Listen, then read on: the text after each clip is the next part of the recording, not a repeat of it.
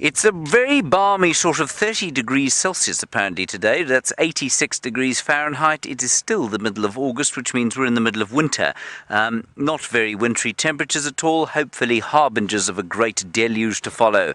With me, of course, with Brian and I, of course, the thumb. Brian, the thumb is what today? A tumbleweed. A tumbleweed, very nice, Brian. Look at it tumbling away in the hotness of the midwinter's dry day. Over there is a Nyala. He's having a nice drink, a Sunday drink after his Sunday lunch. What do you think he had for lunch, Brian? Ooh, a little bit of this and a little bit of that. Some roast chicken, perhaps? Quite the buffet. Yes, probably. And apple crumble, of course. One must have apple crumble with ice cream on a hot day like this on Sunday afternoon.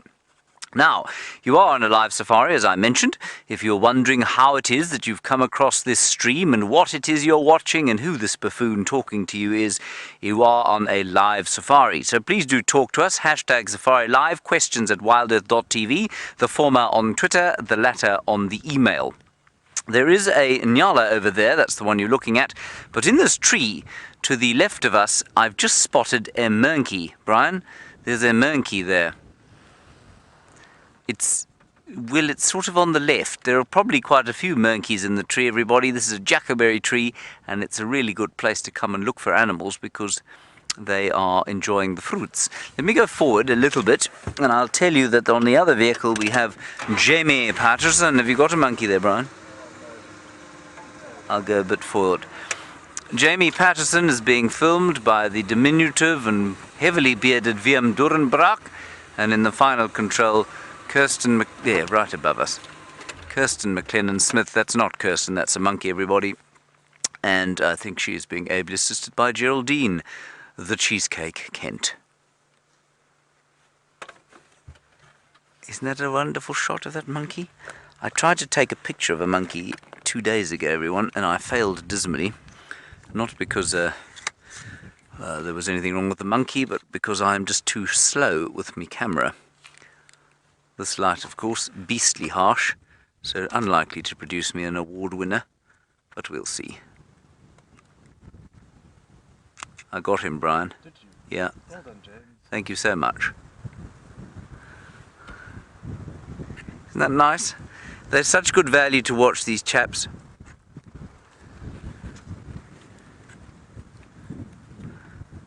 Monkey, where are you going? Stay there. I guess he's having jackalberries for Sunday lunch.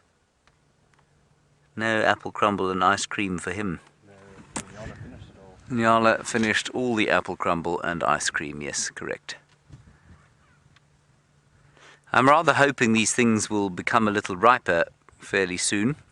There are quite a few on the ground there. I might go and actually sample one. Hang on a sec, everyone. They've been pretty dull up till now. Pretty tasteless and bitter. Now let's see how the monkeys react. They won't like the fact that I'm under the car or under the tree that they're in. But they can't really go anywhere, you see. There are lots of them up here. I can just see them standing underneath them. Now, ideally, if I was to approach the tree, they'd like to jump into another tree, because they don't know that I'm an incapable human being and I'm incapable of climbing trees anything like as fast as they are. So they're a little bit threatened up there because they've got nowhere to go, and so they'll watch me quite carefully, which is what they're doing now. See if I can find a ripe fruit for you to sample, everyone. Mostly just skins, though, on the ground here, where the monkeys have been dropping them. So they peel them off in the same way that you and I would, and then they drop them, the peels on the ground. No, there are no fruits. They're very carefully being dropped, just the pips. Oh, here we go. Here's one. I'm just going to give it a taste.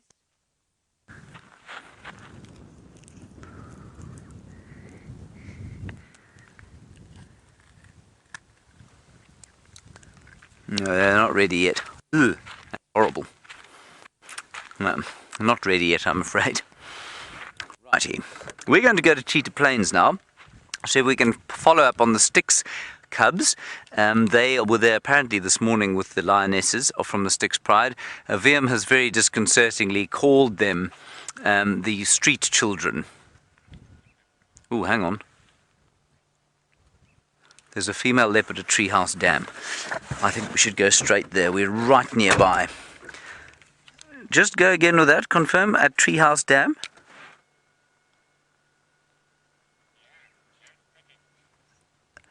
Affirmative. This is very exciting. It's just come through now on the wire. Karula.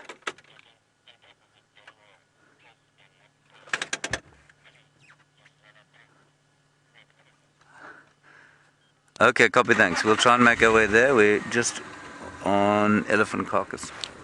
Okay, everybody, let's go and see if we can't have a quick look at Karula before we go to the...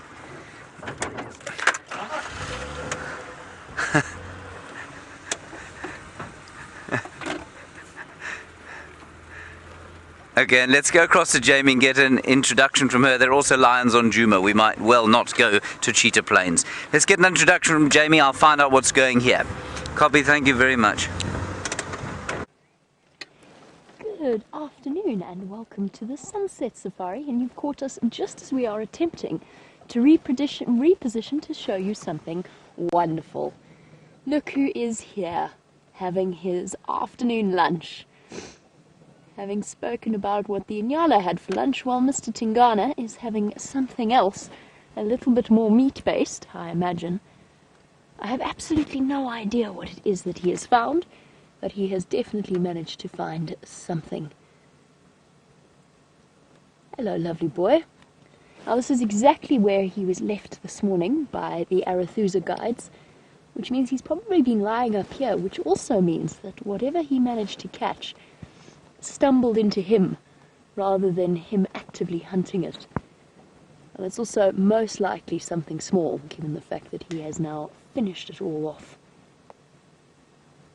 Hello, beautiful boy. So exciting stuff. Karula reported at Treehouse Dam, Tingana resting in the shade of a tambuti thicket, and Wim and myself perched precariously on the side of a termite mound. Not the easiest spot to get into. Good afternoon, by the way. My name is Jamie, and I have Wim on camera with me. And we've managed to relocate him. We actually followed the sound of his crunching. I'm going to try and just go forward ever so slightly. Let's see if he will let me. Oh, a lovely start for this afternoon, given that this morning... Hello, tree. Is that going to be in your way, Wim? No? There we go. Given that... Oh, there we go. Wim's now wearing it on his head. This morning we spent the morning in a rather fruitless search for the Nkuhumas. They led us in circles, and I tracked a mating leopard pair, Mvula and his lovely lady friend, off the property and onto Buffelshoek. But we started off Brent started off the morning with Tingana walking ahead of him. This morning he was sawing away. What have you got there? My first thought was that he'd caught something like a scrub hare, but that bone is too long.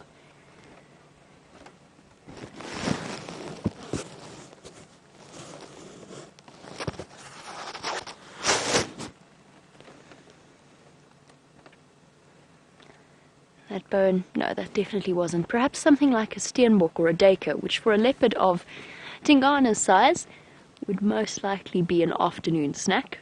And he's finished it all off completely. I suppose works up quite an appetite wandering through one's territorial area, rasping away in that sawing sound that leopards do. He is absolutely massive. I always feel that every time I see Tingana, there's a little part of me that still is surprised at how huge his neck is. And I think this morning he actually scared Mvula off Djuma with all of his rasping calls.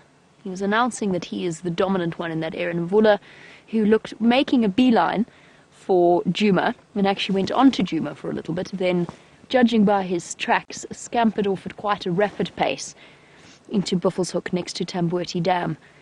And I'm hoping that this afternoon they will decide to come back, because we'll have limited time to spend with Tingana in this particular spot. We are on Arathusa, and there'll be lots of vehicles that will want to come and see him. And because of the position that he's in, it's probably only going to fit in 1 or 2 vehicles. Oh, flies.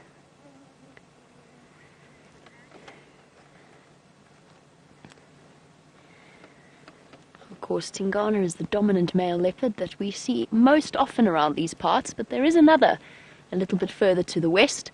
Andrew, I'm afraid I haven't heard any news about the Anderson male recently.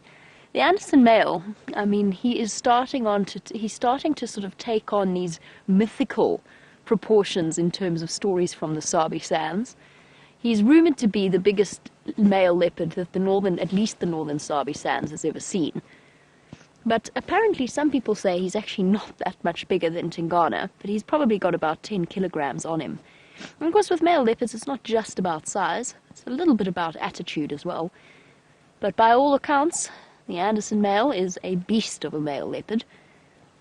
Absolutely enormous. And the female that he mated with and his supposed daughter Tiani, I must say, if all accounts are true about Anderson male, then she is certainly taking what's the word? I've gone blank. Where you share genetic qualities with taking after, there we go. Almost. Taking after her supposed father, in terms of some of the things she has accomplished before even being fully grown. The stories say she killed an adult impala at the age of 9 to 10 months old. Others say she killed a Dacre when she was only just a couple of months old. Oh, Tingana's up.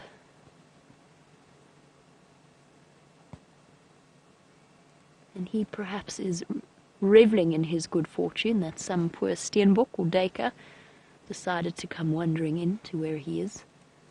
Oh, wonderful.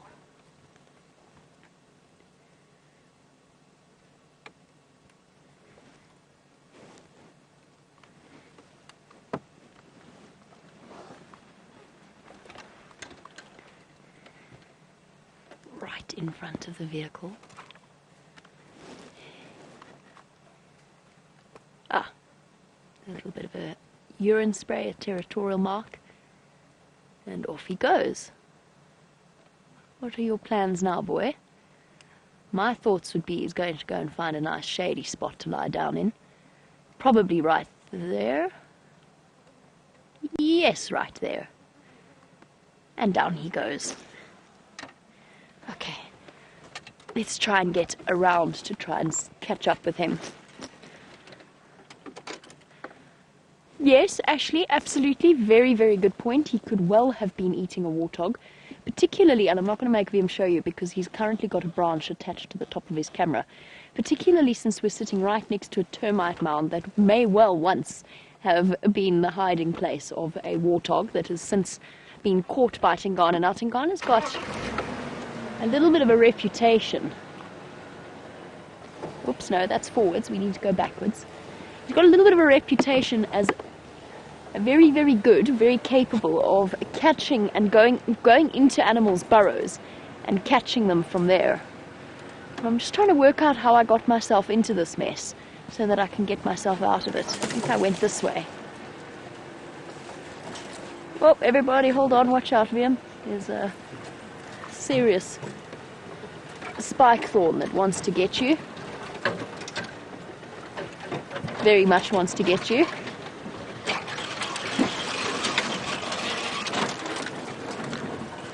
There we go.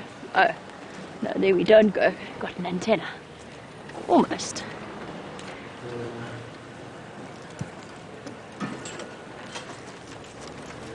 Phew. Right, what was I talking about? Oh yes, Tingana. He definitely has a reputation for being an aardvark and warthog killer, and we've seen him on 2 separate occasions climb into warthog burrows and catch the warthogs in there. Once was live on one of our television specials with Peter Pretorius. The other was when James was on a walk on tracking team, and he managed to spot him there. So he's definitely earned that reputation. And leopards do specialize in that sort of thing. They have specialities. Some of them are natural tunnel raiders. Hope everybody's ducking.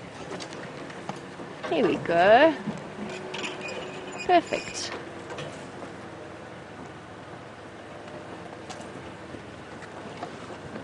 Aren't you beautiful?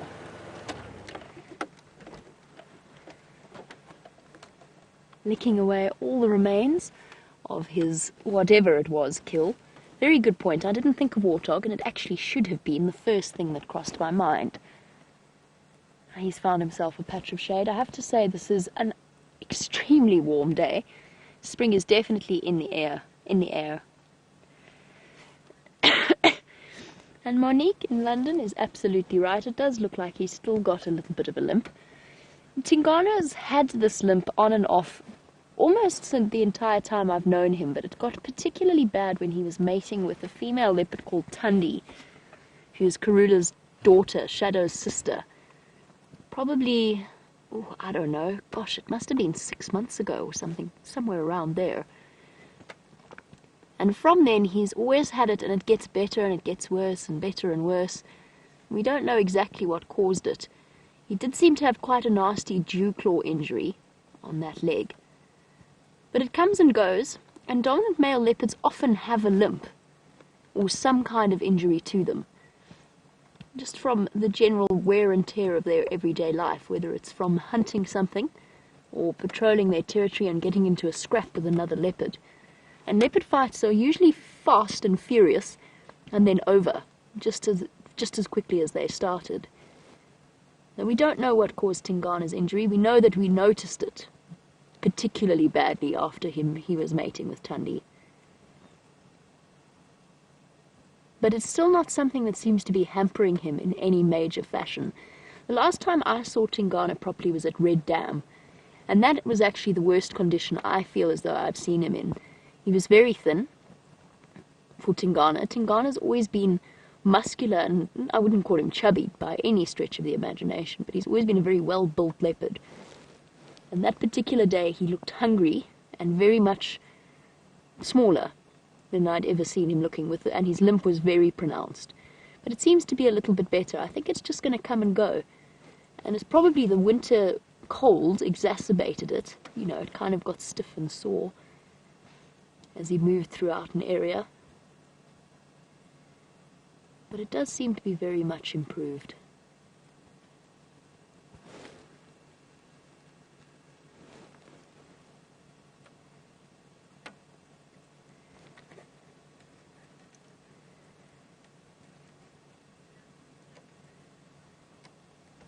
Oh, what a lovely message from Fee Duffy, who is from South Africa originally, but has since left the country and is now feeling terribly homesick for the African bush.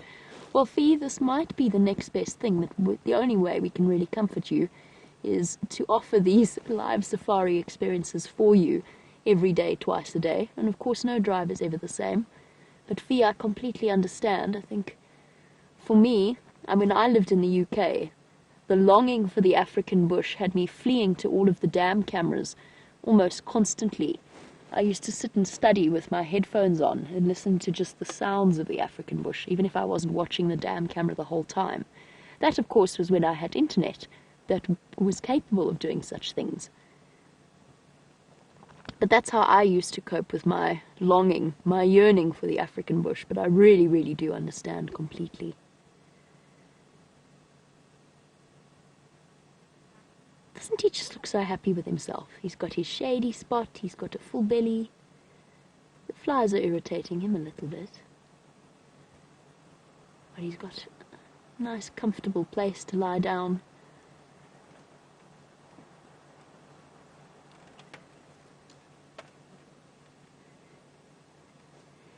And Andrew would like to know why other leopard subspecies do not possess the massive necks that our leopards do. And Andrew, the only thing I can suggest is competition. So the male leopard, because we know that their dewlap and their massive necks are an adaptation for being able to fight off other males and hoist kills into trees.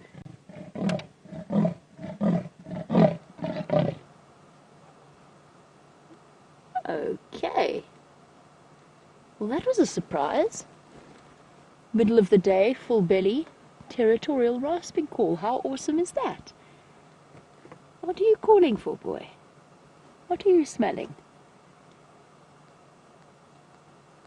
I have to tell you, leopards are so much fun, and Tingana particularly, because they do such unexpected things. I mean, it's 30 degrees today, this afternoon. It's boiling hot. I'm sweating. And there he is rasping in the middle of the day. Cats are meant to be fast asleep in the shade. And that's the exact opposite of what he's done. He's hunted. And actually, you know what, sorry. I think he did get a warthog.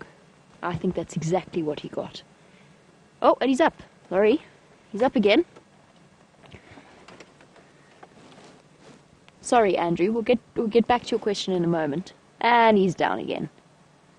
I was going to say, it can't possibly be that unpredictable. I spoke about it this morning, the fact that I once saw Tingana on a 40-degree day, settled in the shade of a tree, and then he got up and walked far that afternoon. It was a day that we had to start the sunset safari late, because it was too hot. So, Andrew, my guess would be competition. We've got some of the highest leopard concentrations, at least in South Africa, in this particular area. So that in turn will mean that the leopards with the biggest necks, in terms of protecting their vital parts of their necks, their spine, and just being generally stronger than other males, they'll be the ones that pass on their genetics. Whereas with something like Cape leopards, for example, the competition is, oh goodness, this is now much trickier.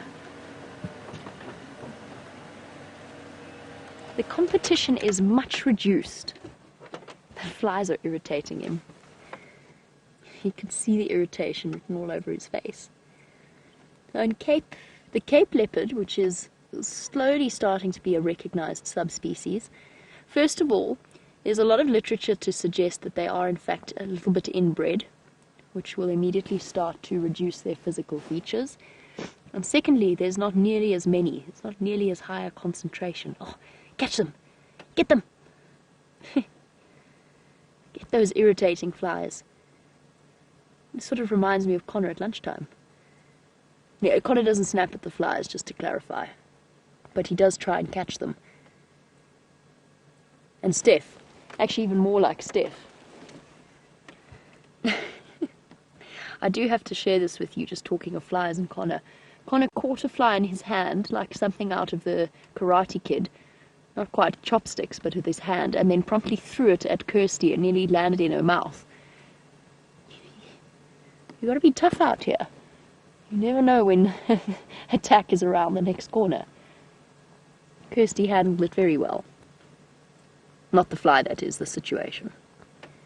Anyway, moving on. That's why, I mean, the only reason I would say that the size difference is a big deal in this area is competition. It's why the northern Sabi sand leopard in general are smaller than the southern Sabi sand leopard, because the territory here is not as coveted as it is further south. Of course, the leopards around rivers with huge vegetation, big trees. Huge vegetation, I'm sorry, that doesn't make any sense. Enormous trees, big tambuerties, fig trees, jackalberries, and a high prey concentration will mean that competition is fiercer than it is here. Which is why territories for leopards are bigger here, and they're smaller in size. I mean, some of the females that I saw in the Kruger National Park next to the Letaba and the Olifants River were absolutely enormous. They were basically double Karula's size.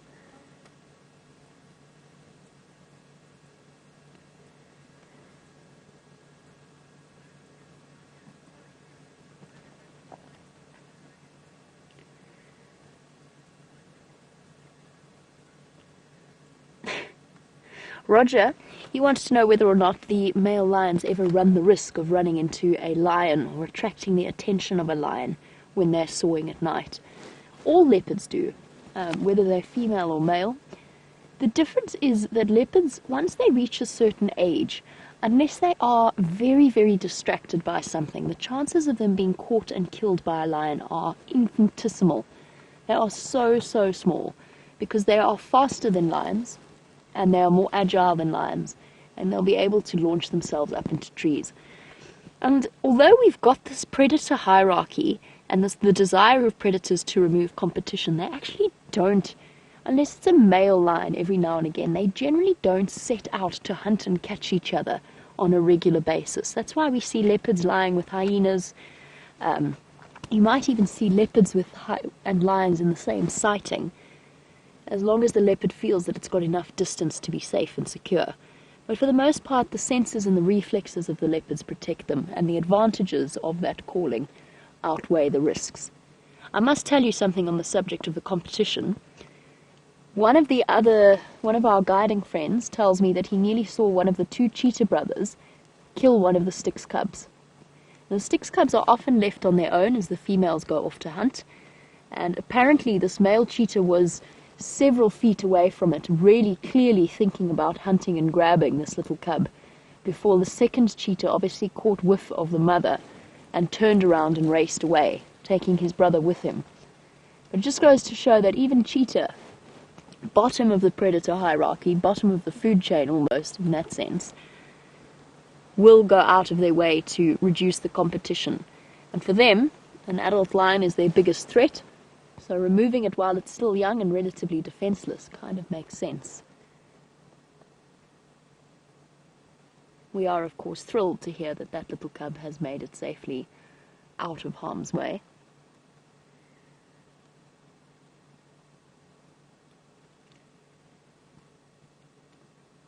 Tingana, if it had been Tingana that had stumbled upon those Styx cubs, things might have been a very different story.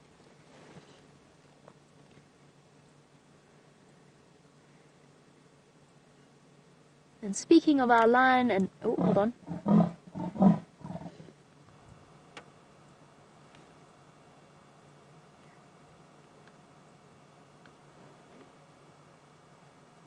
What's happening?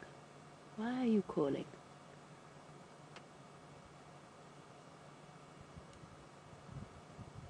We're going to sit here and try and figure out exactly what's happening with Tingana and why it is that he's calling in the middle of the day, which is not unheard of, but it is relatively unusual. And while we try and puzzle that one out and I listen for the calls of a responding leopard, let's jump on the back with James, who is searching for another one of our big cats.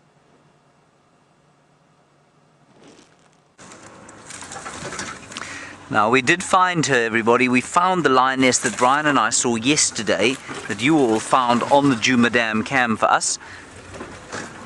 And if you look over there, there's a jackalberry tree that we could see from the other side, but we just didn't have a good view of the lioness. Now, she should be just ahead of us now.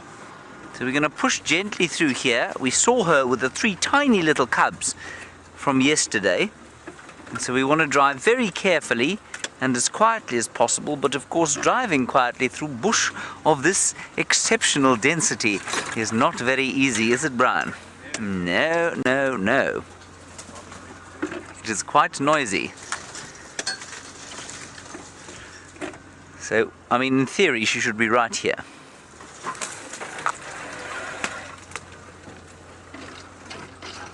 Just amongst these trees. Hold on, everybody. This could be very exciting.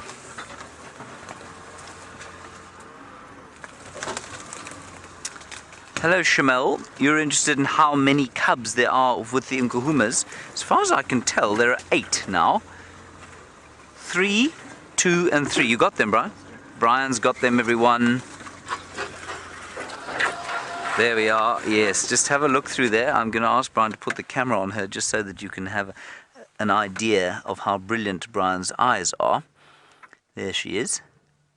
And they're the little ones suckling. Isn't that wonderful? Oh, it's fantastic. Okay, let's try and get a little bit closer. I don't think they're going anywhere. So, Shamel, 3 here, 2 in one litter and 3 in the other litter, as far as I can remember. Oof, there should be a very nice view once we get round the corner here. As quietly as I said, watch your heads, everybody. Ziziphus mucronata, buffalo thorn.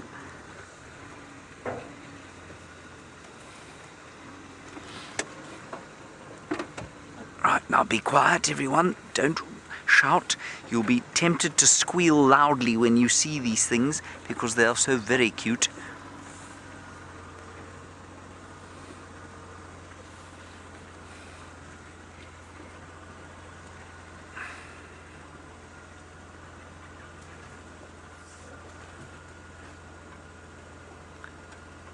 Brian, how's that for you?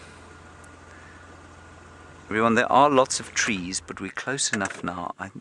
We'll try and move a little bit forward once they're completely used to us and once the lioness is completely comfortable. Isn't that wonderful? There we go. All is right with the world on Sunday.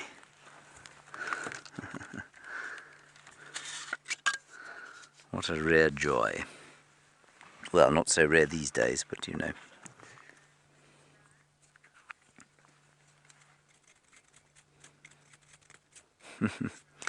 Hello, Brian in Johannesburg, my old hometown, and Brian's hometown. You say you're watching Safari Live in 26 degrees in Johannesburg. That's a wonderful day in Johannesburg.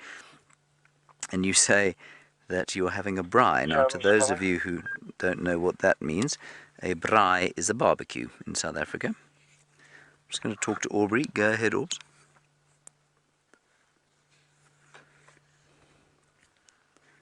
Oh, this is wonderful. Aubrey, go ahead.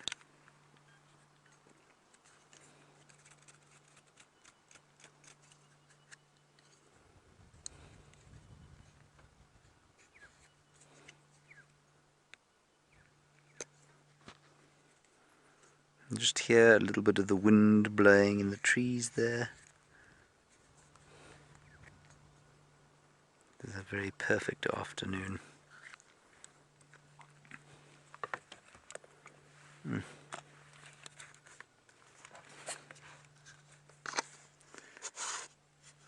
Hello, Haley in England. You're wondering about when this lioness is going to introduce these little cubs to the pride. Haley, it's normally at about 6 weeks. I think these things are about that age now. Well, maybe not quite there yet. They're probably about 4 or 5 weeks old, but it's not long before they're introduced to the pride. It'll be very soon, I think. I think, well, I'm just trying to think which ones these are. This must be the 3 that we found, the little tiny little ones that we had at Buffelshoek Dam just before Brian and I went on leave last. I'm sure that's this 3,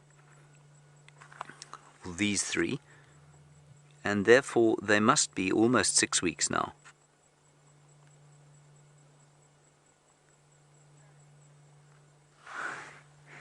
Isn't that sweet?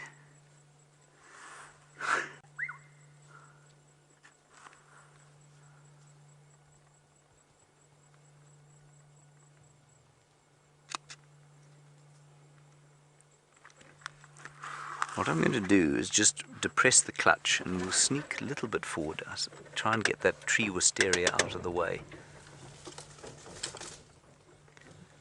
One of them got a little bit of a fright. That's totally normal.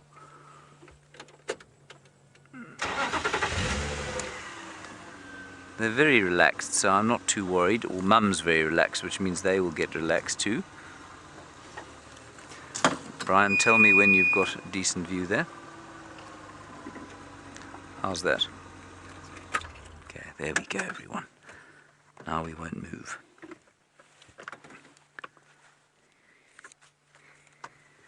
Oof, can you smell that, Brian?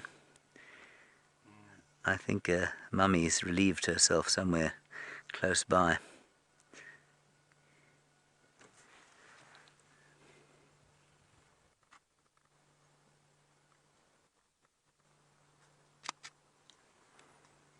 What an amazing sighting.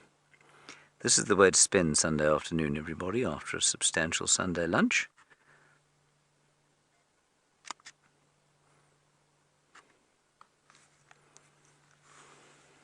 A little thing staring at us, and of course lions in the middle of the day, normally dreadfully boring things to look at, but of course these ones, because there are some little cubs, Mum is awake, the cubs are awake and having fun together.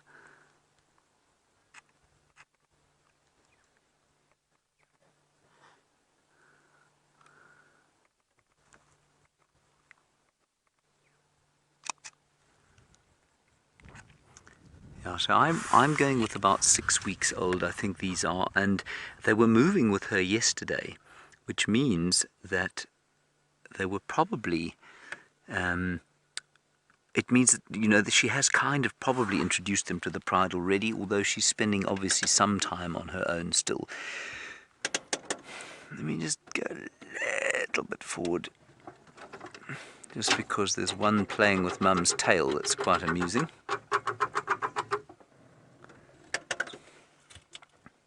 You see that one, Brian? Just because this, unfortunately, this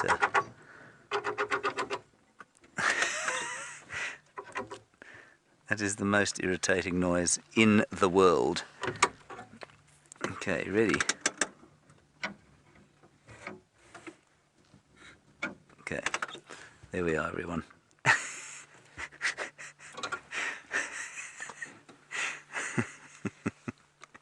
This has been just brilliant. So tired after a heavy Sunday lunch of lion milk. Oh, now they're starting to make those lovely noises they make.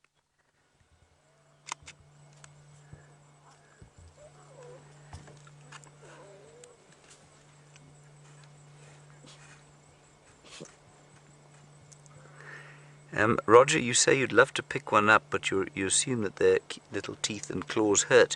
Yes, they do. Not quite as much as Mother's teeth and claws will hurt, were you to get out and try and pick one up. But yes, absolutely, they've got sharp teeth and claws.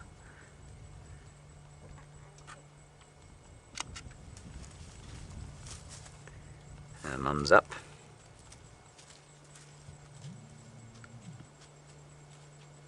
And off she goes. Please don't go with her. No, we can't get through there.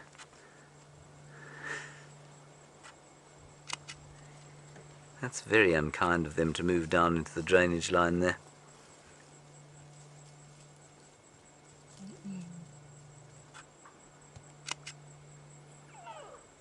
She's calling them.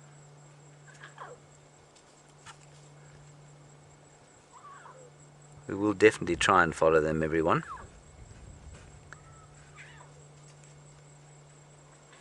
This is just the best. They're running off there. And you hear their little ow, ow. Oh, this is too great.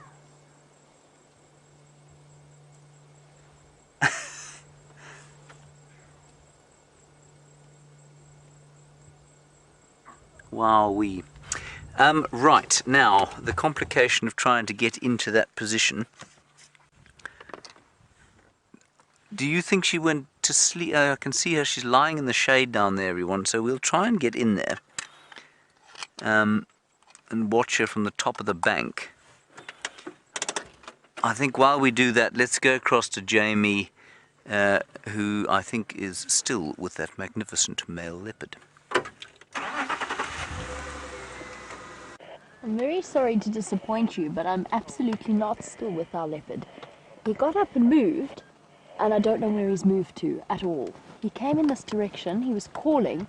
I think I saw movement. Hold on.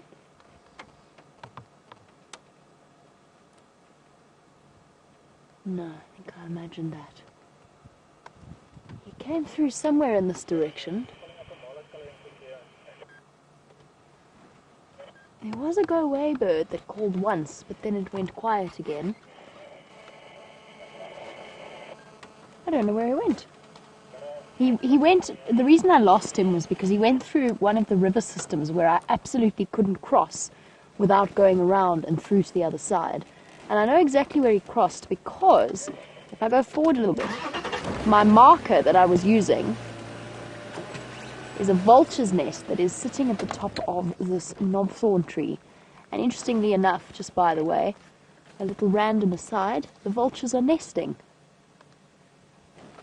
They should have laid their eggs by now. I was using that as a marker. He should have popped out somewhere here. The difficulty with leopards, of course, is sometimes they move and then they just go and lie down in the shade somewhere. And it might be that he's done that, though. I suspect he's going to go and have a drink. That's where he's off to. Or there's another leopard in the area, which we might not have realized, because that calling suggests he was in the middle of the day. Makes me wonder about why he might be up to that. And while we go and try and find him once again for you all, let's go back to James and those amazing lions that are just off Hyena Road.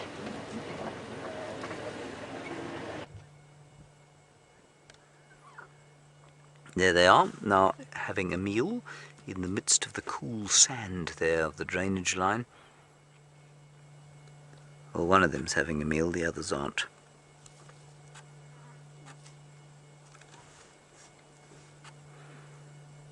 Beautiful, just beautiful.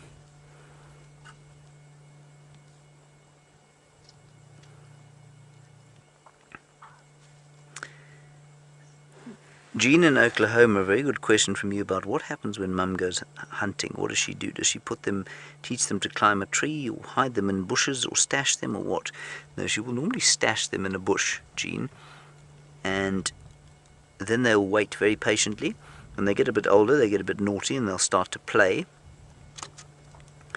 instead of doing exactly as they're told, which is to just lie still, like any sort of normal kid. They don't climb trees, though, not completely unlike the leopards.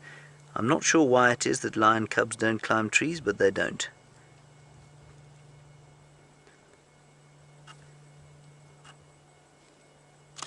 And I suppose they're probably, if they were desperate, they might be able to. But I've never seen a lion cub in a tree.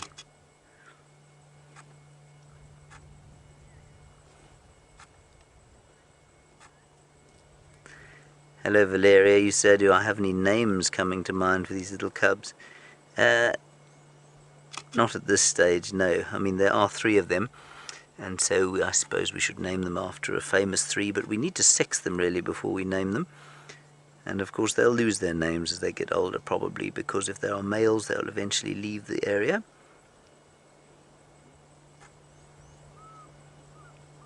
Mum being very patient but clearly quite exhausted. Let me get the binoculars out. Brian, can you super zoom in on the one that's lying down with its backside facing us? We might be able to sex it. No, too late. She moved. He or she.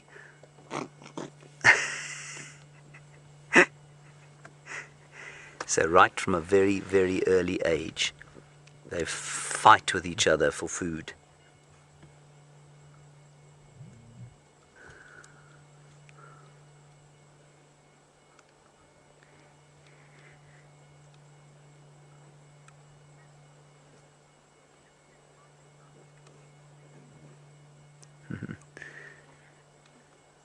Kathy, you say they look so harmless and cute. How big are they in comparison with a domestic cat?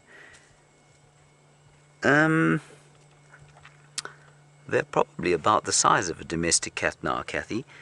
And yes, they probably are pretty harmless at this age. I think you could probably, you know, you hear these places where people play with lions and they can go and, you know, spend time with lion cubs.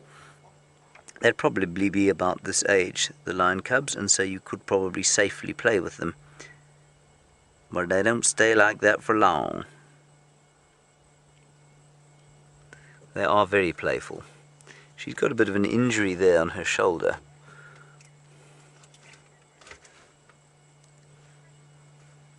See that?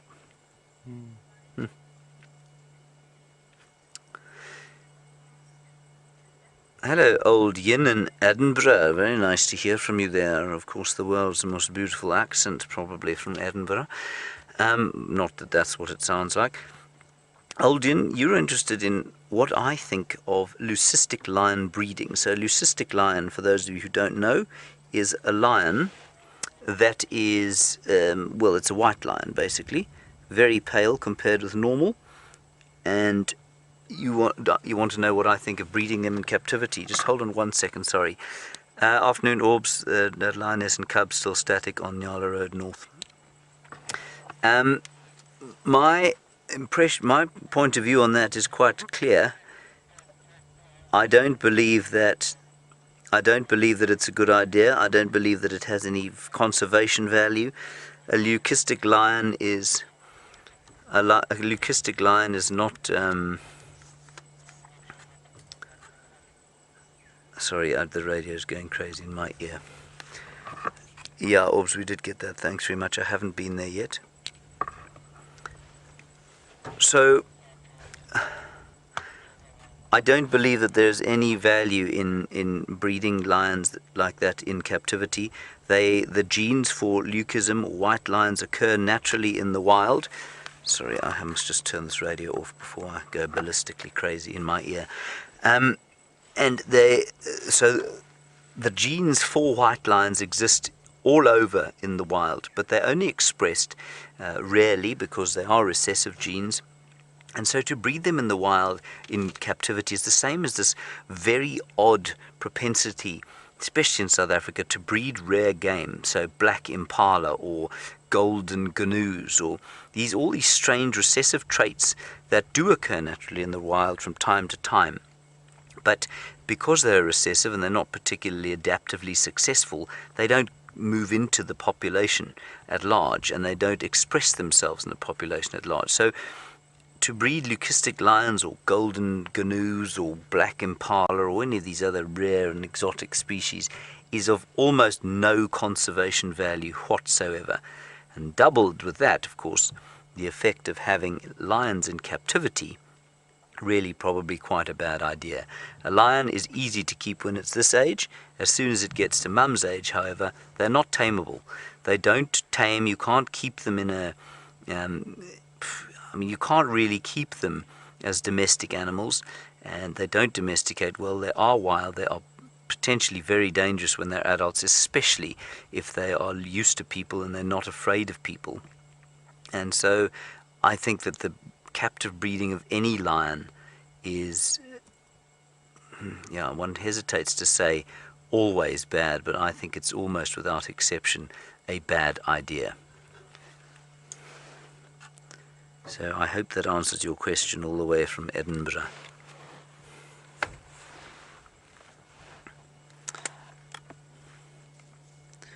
Everyone, when I say the radio is going crazy in my ear, what I mean, everyone, for those of you perhaps new viewers, is that the game drives from the commercial lodges around here, like Djuma, Cheetah Plains and Arathusa, they're all starting to get moving now, because their guests go out a little bit after we do. They have their tea on the deck, overlooking the water holes, which is a very civilized thing to do.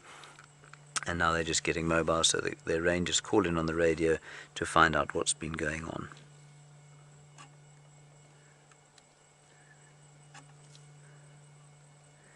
We are very, very lucky here, everyone. This is not something you do every single day.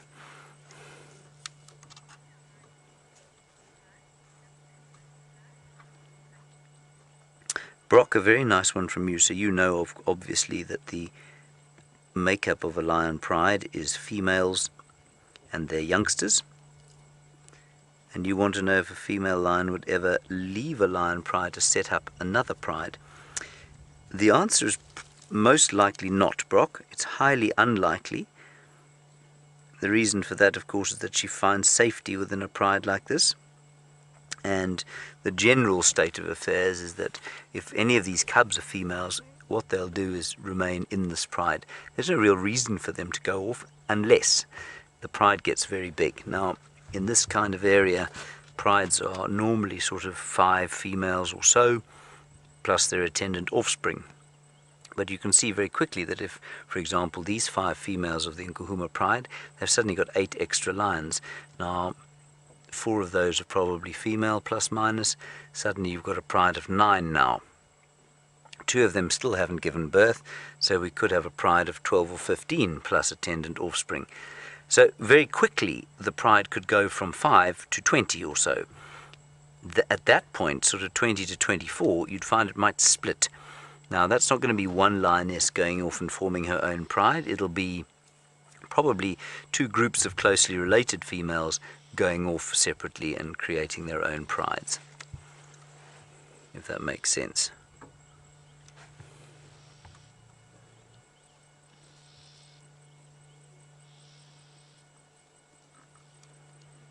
Beautiful sighting this. We're very lucky to have this kind of view. I don't know if you were with us yesterday afternoon, but Brian and I spent quite a hairy moment or two trying to find the lions in a drainage line quite a long way from here. And eventually we managed to spot them, and it was just such a joy. We didn't get much of a view, and so it's perfect that we've now come here to spend a bit of time with them. Not there, Brian. Mm-hmm. It feels right, doesn't it? It does indeed. Yes. Don't turn over.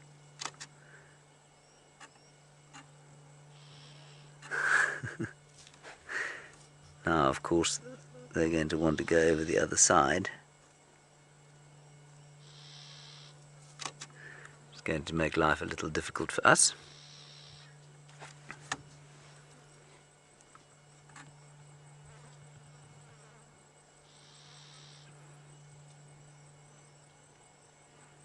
See how Mum is panting there?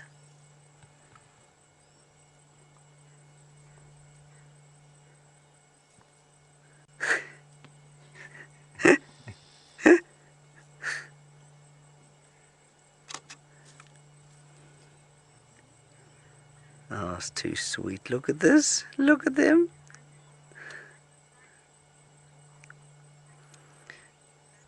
Monique, you're in London and you say this lioness eaten recently. No, I don't think she has. She doesn't look particularly full to me. In fact, she looks slightly the opposite. So no, I don't think she's fed for a little while.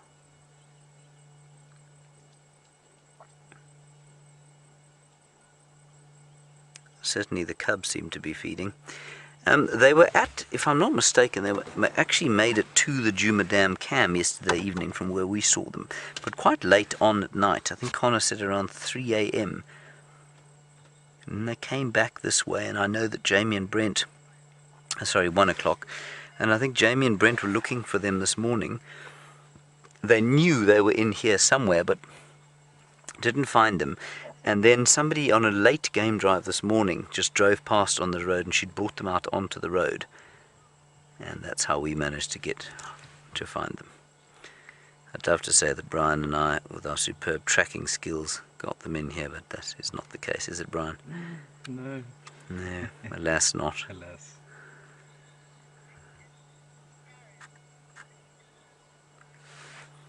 Sharon, you want to know how many nipples the lion has. She's got 4. 4 what we call inguinal mammae. Inguinal meaning sort of on the belly, as opposed to pectoral, which all the primates and the elephants have. And if they're pectoral, they're normally 2. Hyenas, interestingly, also only have 2, but they're at the back, like this, inguinal. But interestingly also, hyenas have smaller litters, and they also don't cross-suckle. So this lioness, when she rejoins the pride with these cubs, which will be very soon, I'm pretty sure, she will suckle the other cubs in the pride, and likewise these cubs will go across to some of the other lionesses and try and feed from them.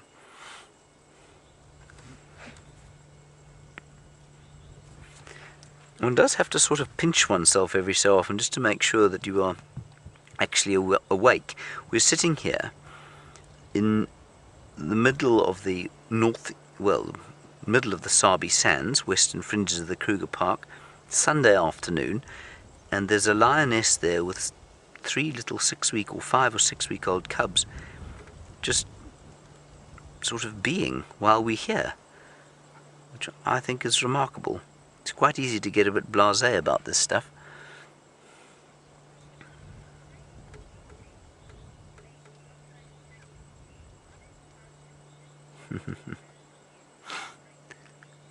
Hello, Gracie.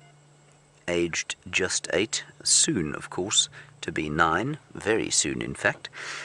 Gracie, you say, are they... they're so snuggly, but are they the size of a kitten, and how old are they? Gracie, they're 6 weeks old.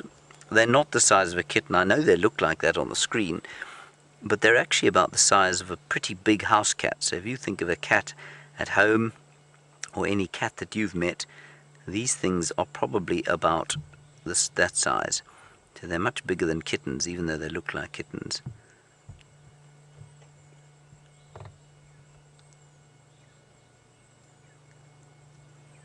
I mean, you cannot believe the weather either. I mean, it's 30 degrees here, middle of winter.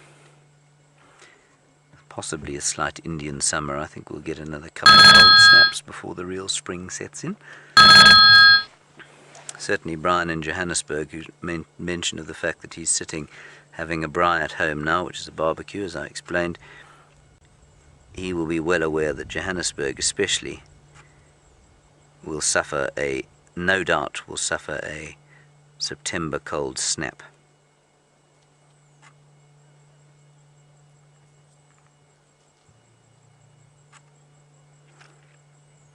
Alright, let's go back across to Jamie for a short update. I'm a bit confused by that leopard, so I hope that she will have some light to shed on a situation.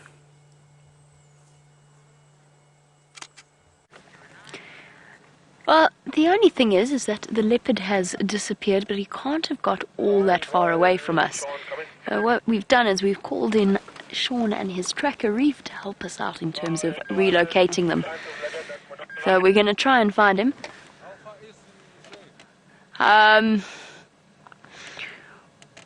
Where he was before, where those off-road tracks end, he went straight across the Skova from there and then this way.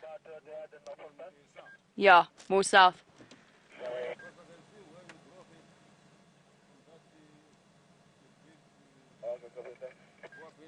Yeah. Going further south. Okay.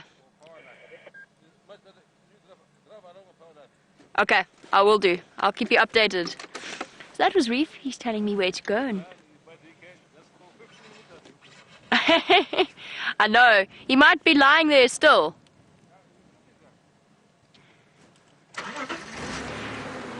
I really enjoy Reef. He's such a fun person, and he's so good at what he does.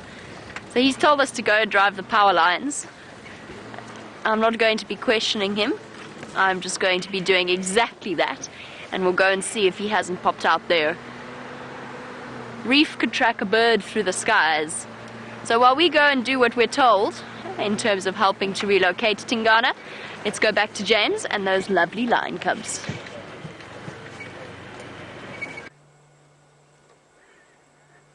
Just in case you thought that I was in fact remotely talking about this from some distance away, I am actually at the sighting with Brian Joubert and his thumb.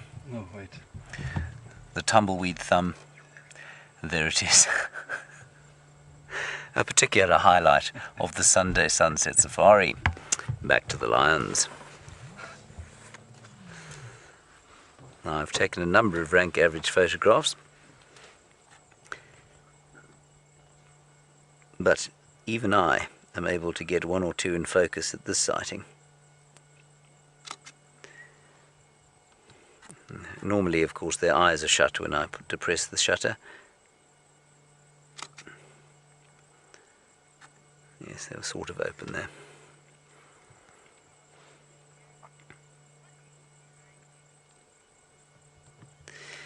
Now, Rob, you're in New Jersey, and you want to know about the weaning and when they wean from their mum's milk. Rob, there's a nice way of remembering this with the lions, and that, of course, is the number of the devil.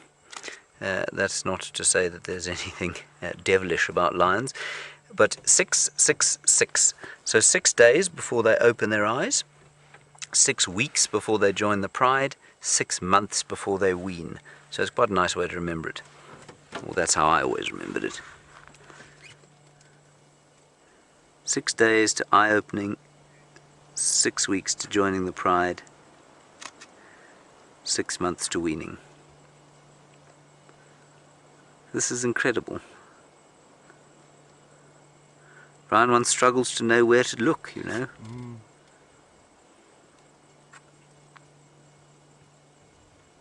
Mum is very, very happy there, and I think you'll find she's so very happy, of course, because that sand is cool. She's in the shade. Somebody asked if I thought she'd just, if she'd fed. I don't. She looks very comfortable, you know, and she's panting quite hard, so maybe she has. I might be wrong. I wonder if she didn't eat something last night. So that was Monique in London who asked that. So, Monique, I'm going to modify what I've said to you. I think she has eaten, given the panting. It's difficult to tell, you see, when they're lactating, because their bellies always look slightly full.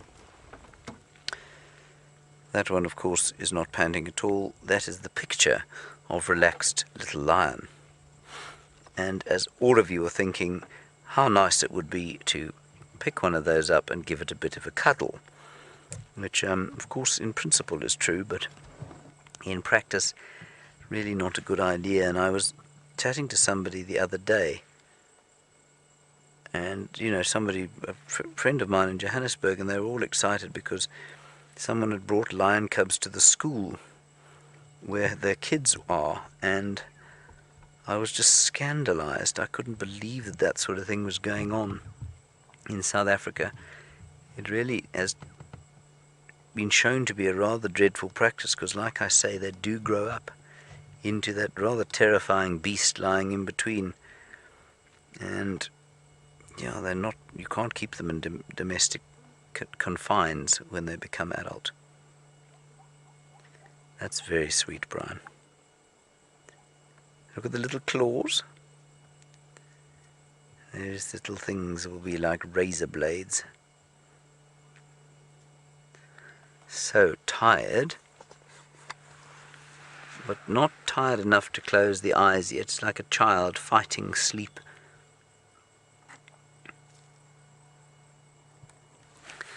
I was had another rather fascinating conversation with somebody about sleep the other day, which I shall get into now once we've answered Angie's question. Angie, you're in Ohio and you say, how's the cub with the injured paw? We haven't seen them for a while, Angie, so I'm not sure. It's not one of these three. It's one of the older three. And in case some of you don't know, one of those cubs of the other three, the oldest litter, I think, in this group, one of them has got a nasty injured, probably coccyx, Jamie reckons, so hip joint, and she or he looked to be limping quite badly, and that's not a good thing for a lion cub. If it doesn't heal, the pride will eventually leave the cub, and it will be left to fend for itself. So, Angie, I don't know. Now, as we watch this lion, the little cub sort of fighting off sleep, I had a wonderful sort of conversation with somebody the other day about how we as human beings, especially in the Western world, are so desperate to put our children to bed and try and, you know, regulate when they go to bed and that sort of thing. And quite interestingly, this person I was talking to was saying, well, you know, we don't ever do that. The child goes to bed when it wants to go to bed. And I think there might be a bit of a lesson. There might be a bit of a lesson for us from the lions. Of course, these lions sleep when they're tired, and they're awake when they like to be. It's probably, I wonder if it's slightly more exhausting for Mum. She also sleeps when she wants to, of course.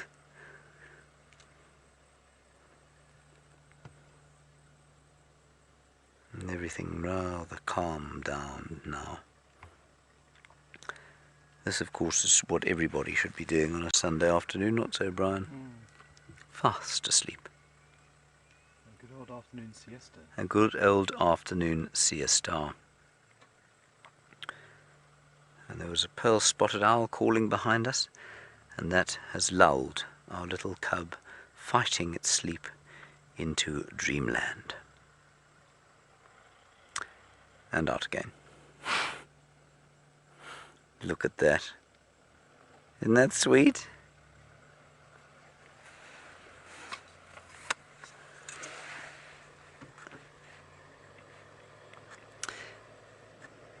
Kim, you're in Florida and you're wondering at what point in time we're going to be able to identify the gender of the cubs. Kim, the answer is right now. If we get them enough, if we get a good enough view of their backsides, we'll definitely see them. Station on Nyala Road North, come in. There's just somebody who's driven past us. Okay, Cobby, you should, yeah, you probably got a view from that side, but you can try the side. I think it's going to be fascinating to see them get a giant Land Cruiser into where we are. Before they get here, I'm going to suggest we do a little bit of a move, just so that there's a bit of space when they come in here. I don't want to disturb them, but we're going to move just a little.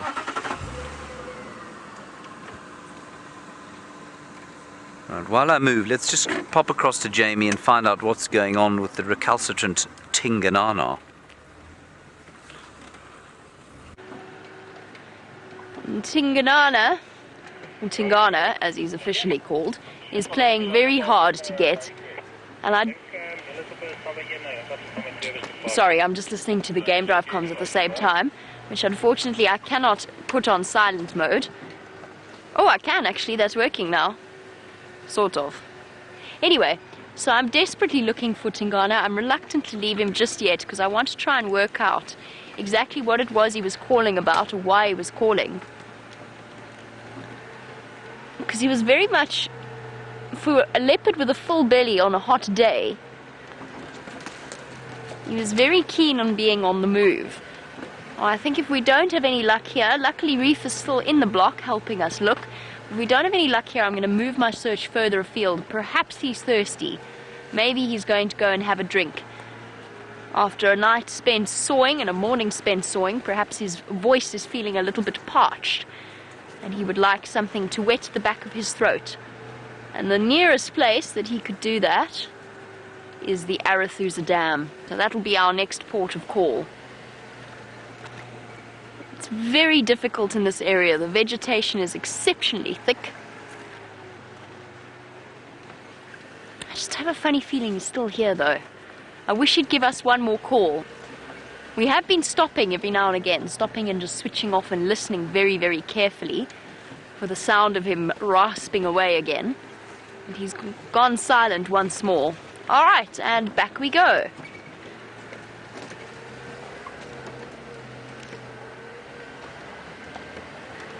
I'm also hoping if he is still moving, perhaps the monkeys and the go-away birds will give his position away. The tricky thing with Tingana on foot is you've got to be very, very careful not to get close to him, because otherwise he just moves away. He actually not runs, he just sort of slowly slinks away from you. He's not like Karula. Karula's lovely on foot. Karula will sit and watch you perfectly relaxed, but Tingana will slink away and move into a different area, which makes him hard to track down on foot and then follow up with the vehicle.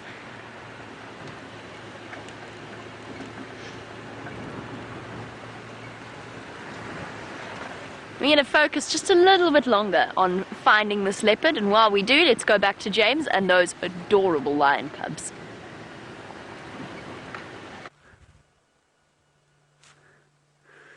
We've just done a little bit of a move around, everybody. Nothing much has changed since you were last here, except Mum has moved around. I've also assessed that I think the chances of that Land Cruiser getting into where we are now is almost negligible. So I think we're going to be on our own with these little things for a while. What a pity, Brian. Isn't that sad? It is. It's so lonely here.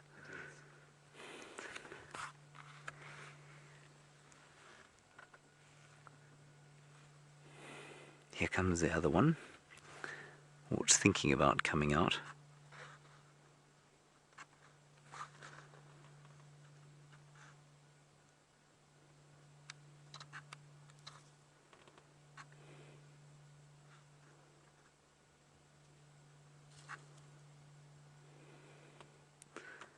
So sweet.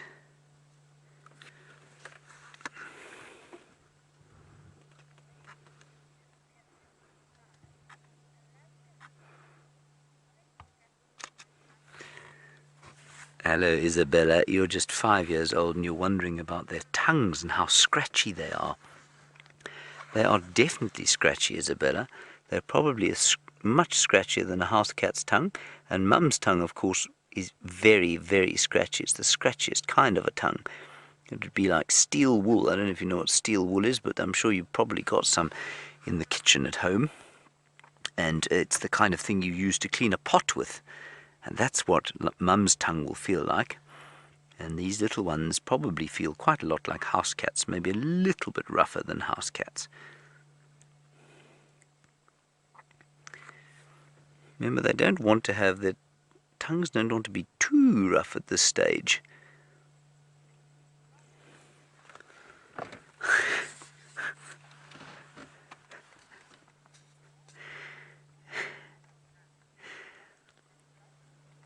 And a lovely question from someone with the rather bizarre moniker of Blobbit MacBlob. Blobbit MacBlob, thank you for joining us this afternoon, wherever you happen to be blobbing about the place. You say it really is very special, some of the names that people come up with. Blobbit, you wouldn't have the cubs, something about the cub's blue eyes. I'm afraid I failed to hear the question once I heard your name. But yes, the cubs do have blue eyes, and they start out blue, and then, well, they're bluish brown, and then they go to the sort of normal greeny lion color. You can see there is definitely a tinge of blue. Not as blue as leopard cubs' eyes often start out at. Now, Hosana and Shongile, they certainly started out with the brown eyes already, but often leopards will start off with blue eyes. And these chaps have got relatively blue eyes. Would you say they're blue, Brian? More grey? More bluey grey. They're not very blue though, are they? So Blobbit McBlob, a little bit of blue there, some grey. Difficult to tell, of course, because all of our screens are calibrated differently. But from where I'm sitting, they look pretty grey. Not exactly the colour of the sky. Look at that little thing.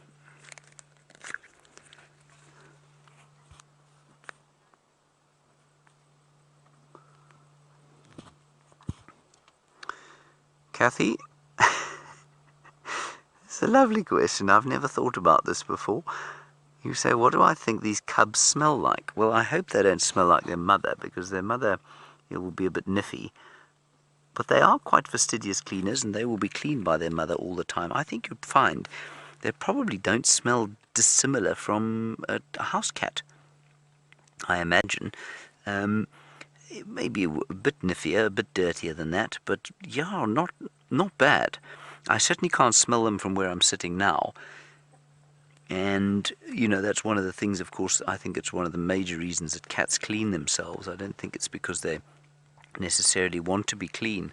I think it's because that way back in evolutionary past, and, well, in the case of lions now, they want to be scentless so that their animals, the prey species, don't pick them up on the wind. And I think that's why they're such fastidious cleaners, and why the stalking predators like leopard and lion are much more fastidious cleaners than, say, the coursing predators like wild dogs or hyenas.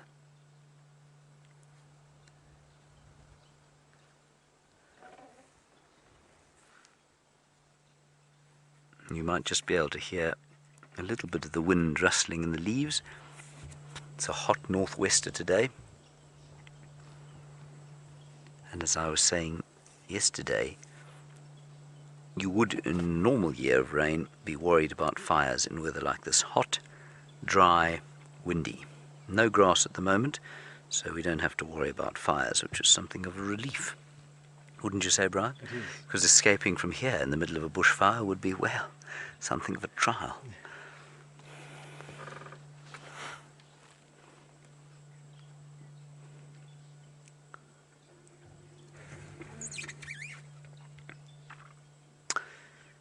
Well, this is a nice one from James Bear, because it's not that easy to answer, and it has many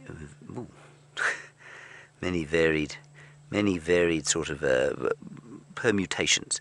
You said, what age do they start exerting dominance over each other? James, they don't really. Well, they do and they don't. The females probably won't. They won't exert. There's no real hierarchy, except at a kill site where the biggest and most aggressive will feed first, because she's prepared to have a fight. But there will be, if these are all females, you'll find that they probably have got almost exactly the same sort of dominance slash ranking. If they're male, eventually when they get into a position where they're in a coalition, I think it will depend quite strongly. I think it will depend quite strongly on how much testosterone they have, and that testosterone will be defined probably genetically. So if we look at the sorry, the radio's going again in my ear. If we look at the Birmingham boys, it's quite interesting to watch. They had a big fight the other day that Jamie watched, and I think she interpreted it exactly correctly. Amber eyes coming into estrus, and they were fighting over mating. It was very clear there that there was a battle for dominance. But when they're in a coalition and trying to take over a territory, it really is very unclear as to whether there is a dominance hierarchy or not. Sometimes there isn't. In the case of the Matimba males, I think it was quite clear that Hairy Belly was bigger and he had a darker mane, so he had more testosterone, so he was probably more dominant. It's only once they're adults, though. It's completely unlike it is with dogs. So in a dog pack, you know from the time they open their eyes, they start to develop a ranking within the litter. You can see that with wild dogs, you can see it with domestic dogs, and I'm pretty sure you can probably see exactly how it is with wolves as well. So it's very different for the cats.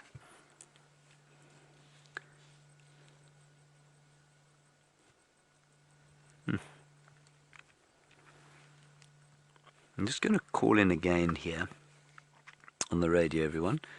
People are starting to come close by here.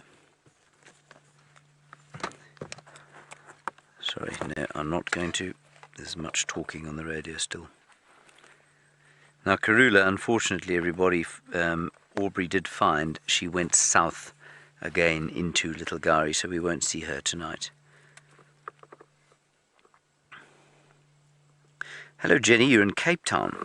That's very nice. You say, why have they got these spots on their heads? Well, the reason they've got spots on their heads is the same reason that a leopard has got spots.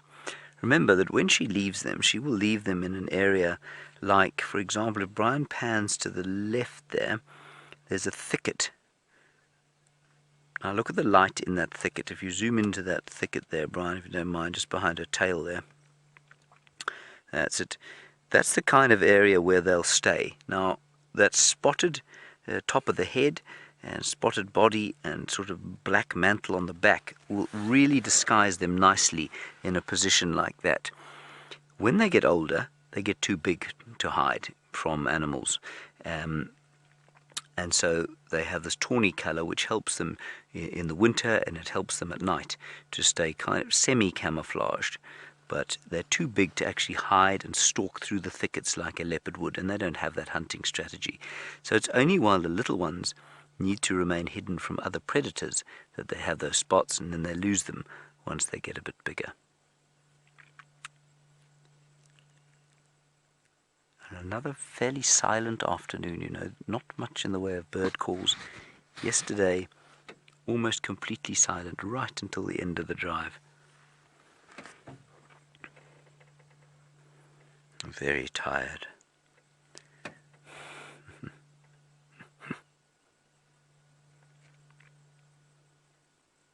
So just have a listen, and you might just be able to hear the call of the white-browed scrub robin going. That's all. Very quiet.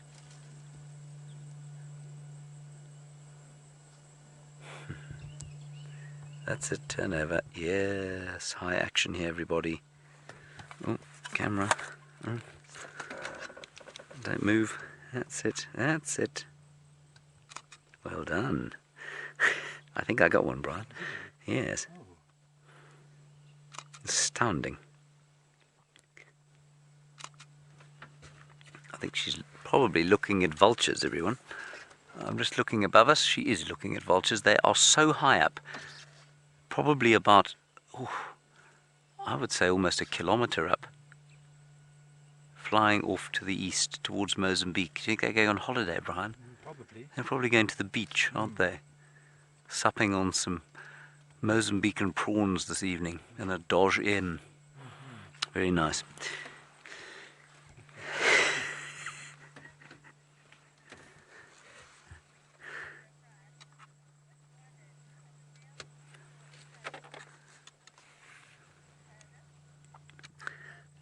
Gerda, a very valid question from you. You say when the pride, she introduces them to the pride and eventually to the males, how do they know if they belong? Or how do the males know that these are theirs? Well, they know because no other males are allowed in this area. I'm not convinced they always know who of the coalition is the father or not, but I think also, as with just about all these cats, I'm fairly convinced that recognition is largely a smell thing. I think that they smell familiar, they smell like home, in the same way that your mother smelt like home to you, or possibly still does, and in the same way that your children, any of you who have children, smell like home to you. And there's a familiarity, it's the same as, I don't have kids, but I have nephews, and those nephews smell familiar to me, because they come from very similar genetics, of course. And I think that it's the same for the animals out here with their far more sensitive noses and ability to pick up pheromones in different scents.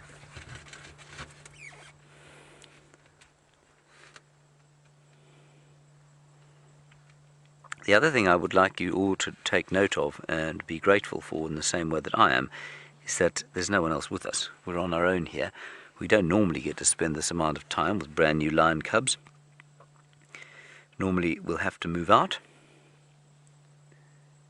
but nobody else seems to want to come here except that fellow who was in his big Land Cruiser. I suspect he's probably lodged himself on a fairly large log not too far from here, and we'll probably spend the best part of the next 6 weeks trying to get off it. Not so, Brian?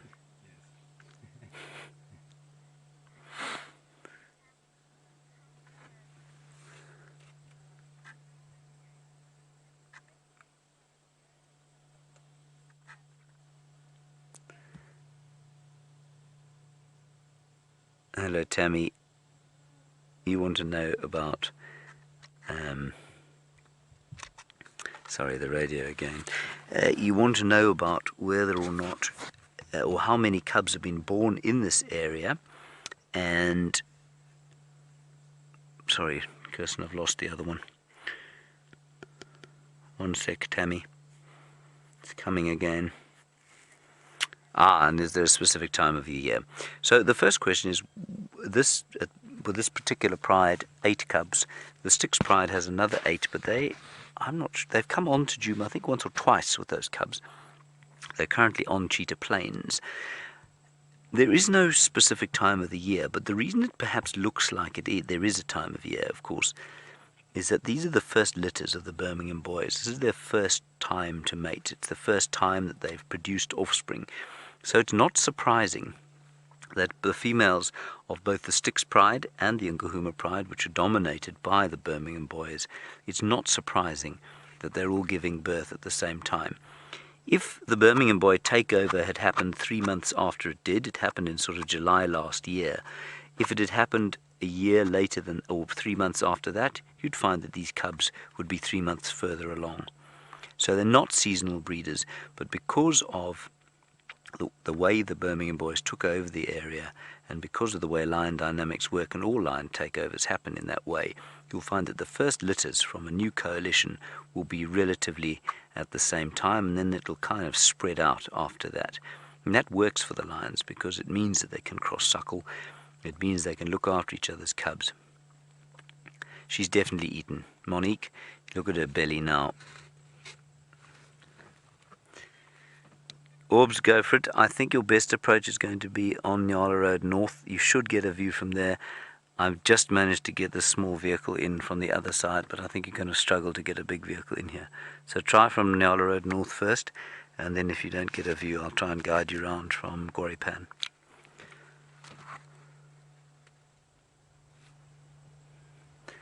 Aubrey's going to come and have a look. Now, I just want to, while Brian is showing you that one, I just want to look at this female and just see. No, I thought for a minute that one nipple wasn't working, but it isn't that at all. It's just that her belly is so full of meat that it's at an odd angle.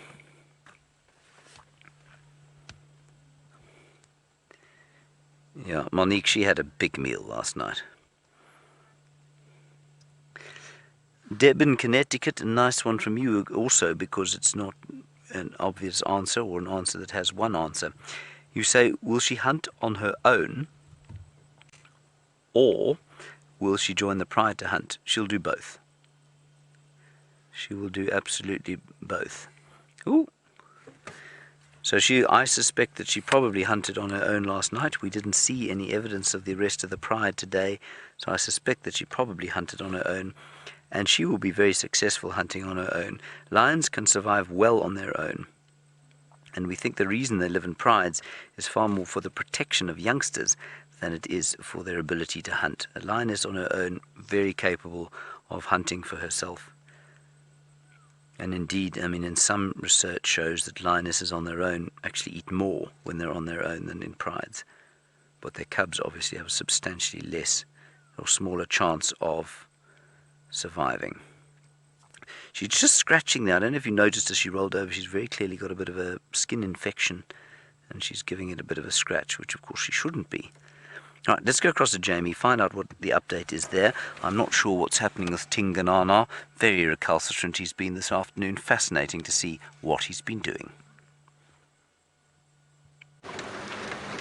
Recalcitrant is perhaps the best word to describe Tingana. Sneaky is another one. Mysterious is another. And a few other choice ones come to mind. But Tingana has vanished completely. And so we've decided to actually pretty much abandon the search and look for other things to show you. But I have moved into this lovely area around Arathusa, just to the west of the dam, that is full of beautiful tamboti trees. Got overexcited by a hyena track.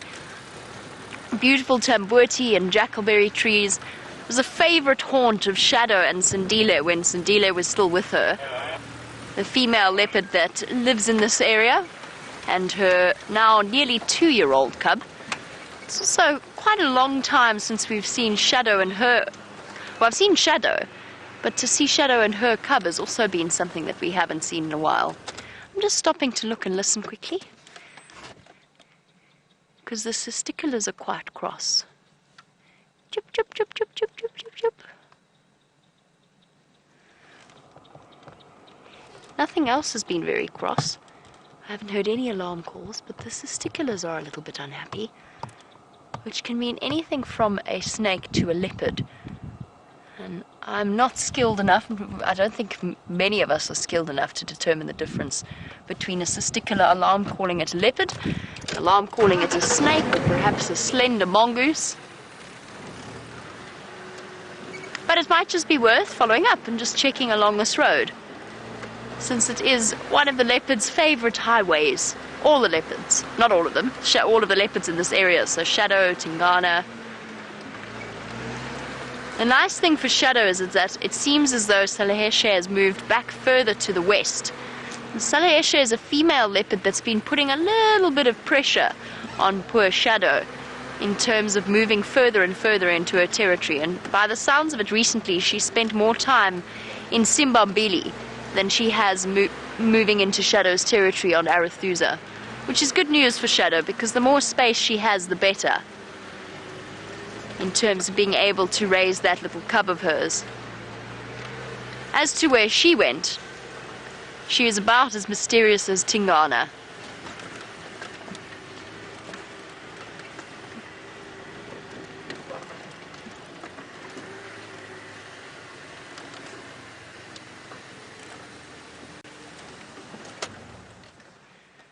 Stopping to check somewhere in this drainage line. I have good memories of this drainage line. It's where Sindile followed me back to the car many, many years ago, months ago.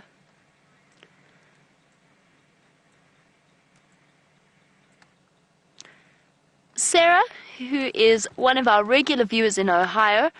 I am sorry, I know you've asked a question about why. I think you've asked, do I think that perhaps Tingana might have heard the mating pair, or a mating pair, and that's why he moved and started to call in the way he did. But to be 100% honest with you, Vim, can you hear anything? No. We can't quite hear exactly what your questions are, so we're not ignoring your questions, we're just struggling to hear them a little bit, unfortunately. But I think that was your question, and that is a possibility. If it was the case, though, it would not have been the mating pair that we tracked this morning. So Mvula and whoever he was mating with moved further north into Buffelshoek, which is very, very far away from where we are now. But that might have been one of the reasons behind his response. He might just not have finished his territorial patrol. He got distracted by the meal that he caught, his warthog or whatever else it happened to be. He got distracted by that, and he hadn't quite finished patrolling as far as he wanted to patrol. Now maybe that's an explanation behind why it is that he started to call in the way that he did. But to be completely 100% honest with you, I really don't know exactly what it was that caused that response. He might just, leopards don't read the textbooks. He might just have decided that this was a perfectly appropriate, entirely appropriate time to start calling. And that's exactly what he did. I just wanted to check this road quickly, but I think I'm going to go to Arathusa Dam, see what's decided to pop around there and to have a look at the water level. And let's go back to James and his lovely sleepy lions.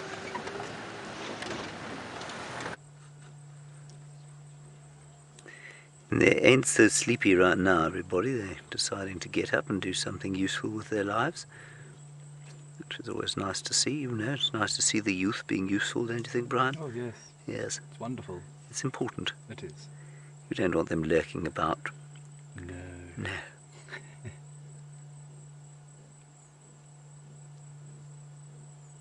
Very sweet.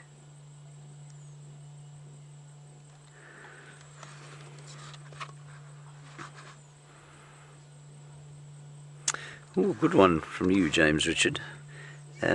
You're wondering about the suckle marks and how long it will take for those suckle marks to disappear once she stops suckling. I think you'll probably find it'll take about a month.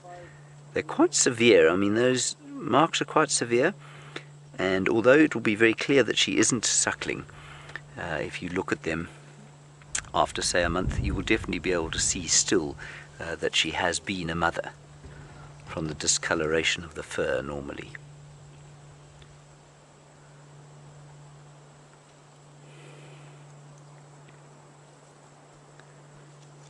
There we go. Oh, that's going to be a nice picture, even for me.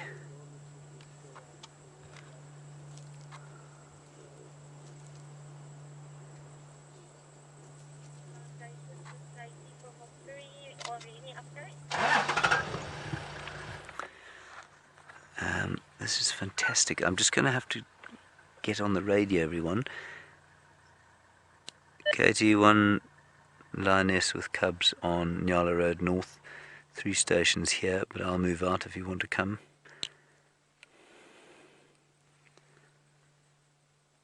Okay, great, thank you.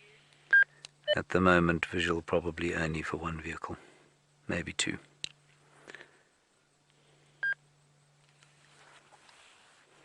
This is just brilliant, everyone. Look at them playing there.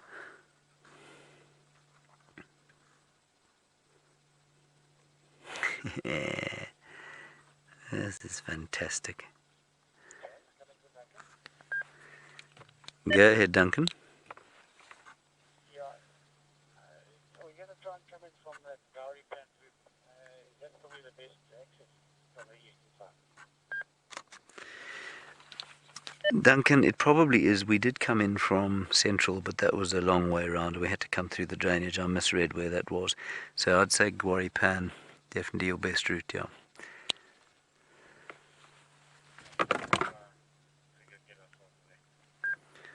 So I'm just trying to help him get in here, everybody. I think if he does manage to get here, we'll have to move out, but for the meantime we can stay right where we are.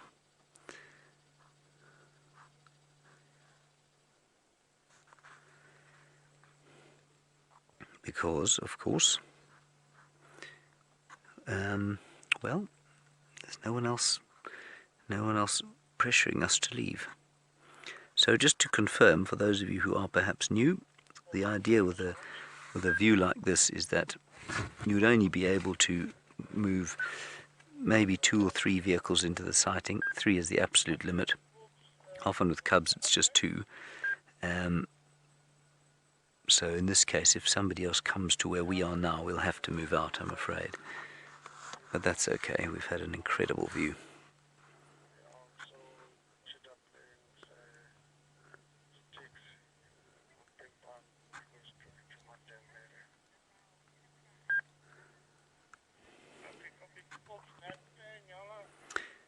William, you're a new viewer. Welcome and thank you for sending us a question. You say if a cub isn't accepted into a new pride, will a mother stay with them and sort of, I don't know, will they forge a route on their own? William, it's highly unlikely that a cub would ever be rejected from a pride. I don't think that that's happened, or I mean, I'm sure it's happened once or twice, but it's not very likely. In fact, it's highly unlikely that that would happen. So, I mean, the basic answer is no. If a lion is rejected, or then it will normally die. The mother can't afford to sacrifice herself, because if a mother sacrifices herself, it means the cub will die anyway. So, you know, she's taking a risk if she leaves the pride to look after a cub, and she wouldn't do that.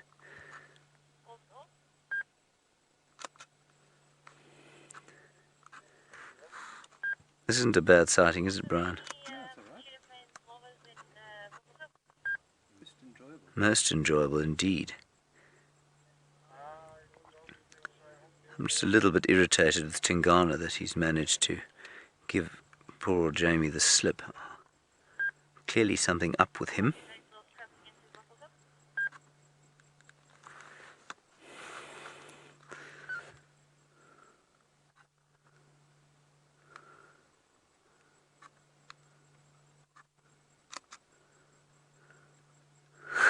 This is just unbelievable. I mean, the photo opportunities here, I'm sure many of you are taking beautiful screenshots of the amazing compositions Brian is achieving.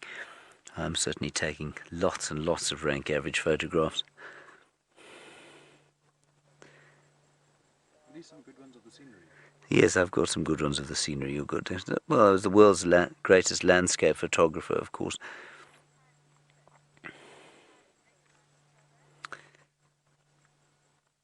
Rita, yes, you're in Johannesburg, and you say, it's a good question, you say, if the pride splits like we discussed earlier, would they recognize each other, and would they then would they fight?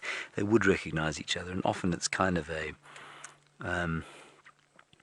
what they call them is like a breakaway, so they'd call this, say, the Nkuhuma breakaway pride. If this pride split, they can join up again, especially if their numbers start to dwindle, but they wouldn't be as territorially aggressive with each other as unrelated prides would be.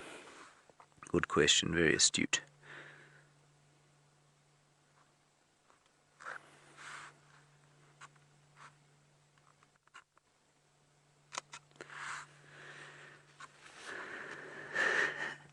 And now everyone's tired again.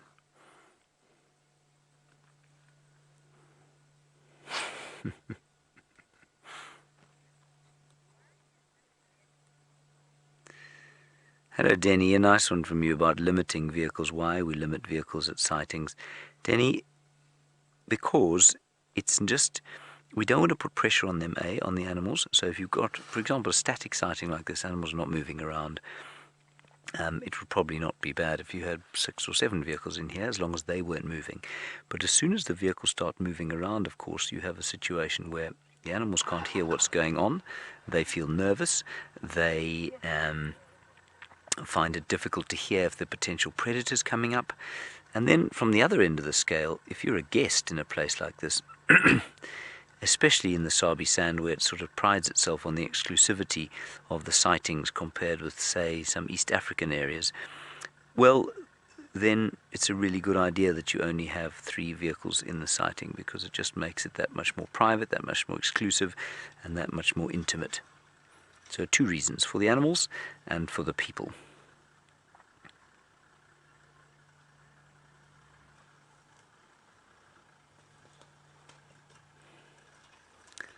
And there you can see them looking. They've turned around to look at Aubrey, who's trying to get into the sighting. Well, Cameron, you're 6 years old in Ohio, and I'm sure you were 5 at one stage. In fact, you must have been, but I think that you were 5 the last time I spoke to you. So if you have just had a birthday, I hope it was a good one. Cameron, very good question. You say, do they sometimes get hurt when they play with each other, like kids do? They do, you know, and we're not really sure how that one that we were speaking about earlier, there's a little cub in the other litter, and she's very badly injured. We're not really sure why, but it could have been from playing, but most likely it was from fighting. Maybe one of the males hit it, or maybe one of the females hit it, or she got caught in a fight when they were feeding on a buffalo. So sometimes they get injured, but they don't get injured badly playing. But the adults, you see how much bigger the adults are, and they're often not that friendly to the little cubs, especially if there's food. She was stuck there on that Sisyphus bush.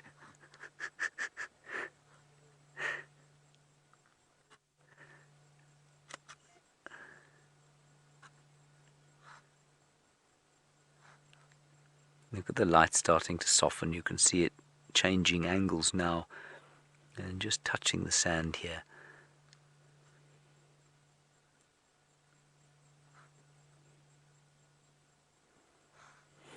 We have been so lucky to have this to ourselves. I've got to tell you, everyone, this is very rare.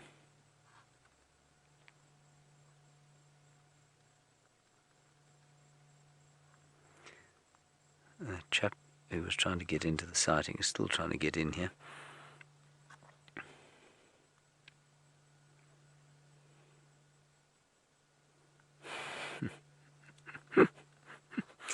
I don't know what it is about a lion cub, but you can look at its face, especially if it's yawning and messing around like these are, forever and ever.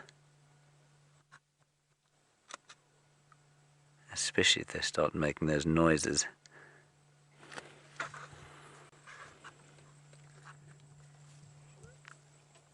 Hello, Timo. Timo, we were talking about the cuteness of lions and whether you could pick them up, and you want to know about their teeth and when they get their first set. Well, they're born with their first set, Timo. Well, almost. After a few weeks they'll have, just like a puppy, after a few weeks they will have a full set of teeth, and they have 2 sets of teeth in their life, Timo. Like most cats or most mammals, they have milk teeth and they have their permanent teeth.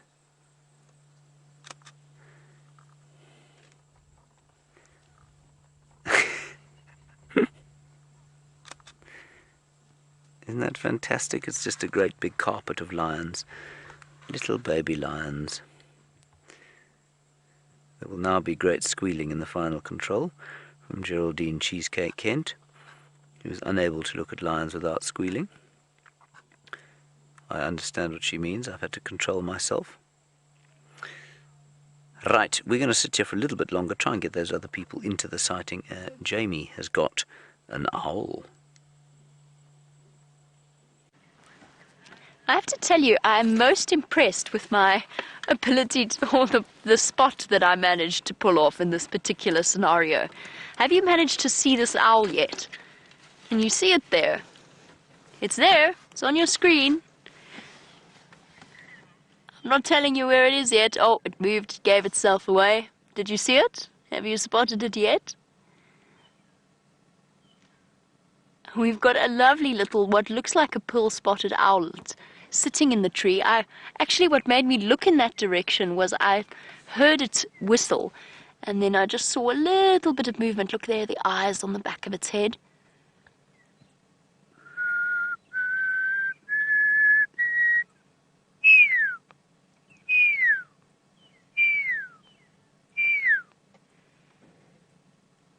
around. Where is this threat to my integrity? There's others calling somewhere off in the distance. Might actually be drongos. But how amazingly is that owl's, how amazing is that owl's camouflage? It is absolutely astounding. And if we were to, I'm scared to ask Vim to zoom out in case we lose it again. It took us a considerable period of time to find it. There, look at that. Right. Where's the owl, everybody? It's amazing.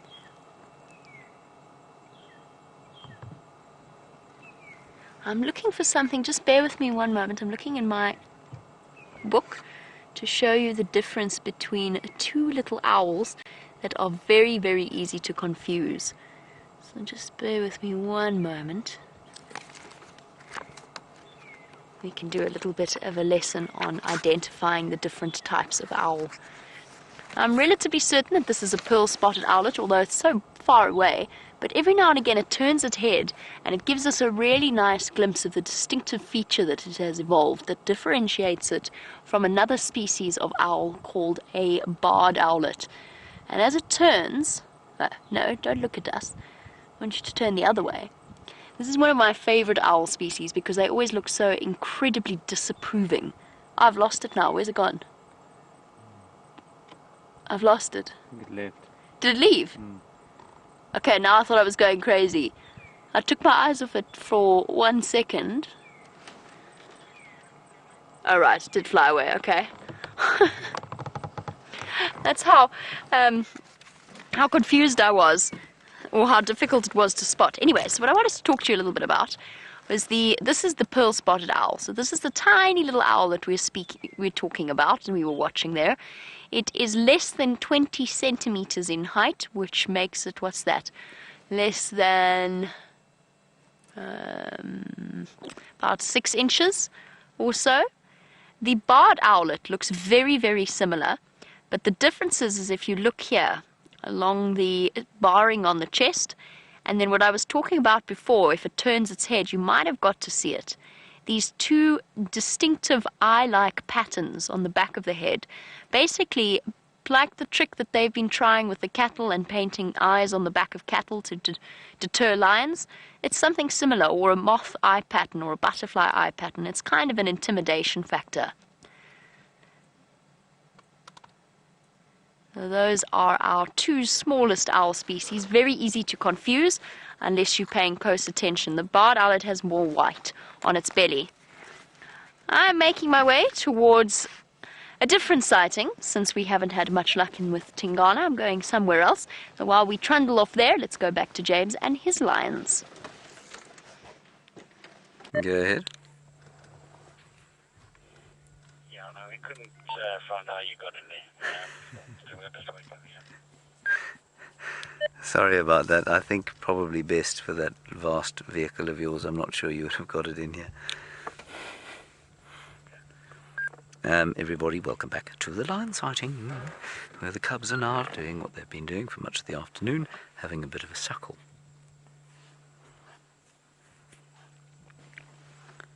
Very exciting. One or two other people have tried to get in here, failed, so we'll just stay here. Jamie, what's your position?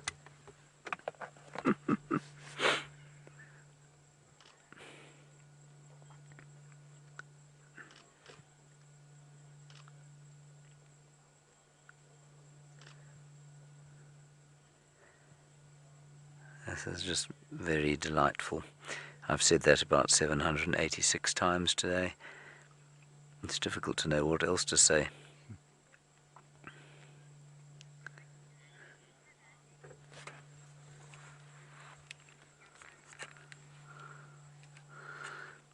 Hello, Hannah. You're just 9 years old and you're in Johannesburg. We're starting to hear quite a lot from you of late. That's great stuff, Hannah. You want to know about what it is when an adult lion is known as, or when a baby lion is known as an adult lion. Hannah, only when they're about 2 years old. So up until then, they're considered what we call juveniles. And I suppose they'd stop being called cubs after about a year, then they'd be youngsters or juveniles, and then within about 2.5 years, you'd consider them adult. You'd still consider that's because they're ready, they could have their own babies when they're 2.5 years old. The males, though, I guess because they are, well, they take a bit longer, just like boys take a bit longer to grow up, so the male lions also take a little bit longer to grow up. And you would probably not consider a 2.5-year-old male an adult, maybe when he's about 3 or 3.5.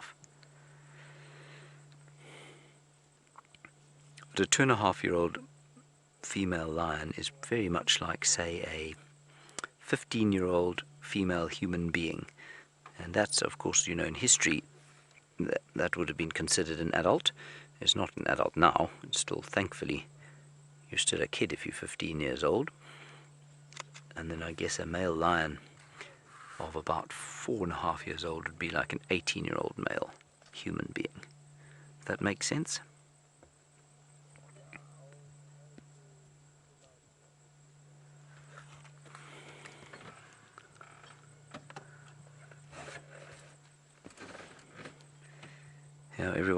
Everyone else around the sighting's having to move around so that they can see it from the other side. Brian, I'm starting to think we were extremely clever to get in here, don't you think we were? I do. Very, very clever of us.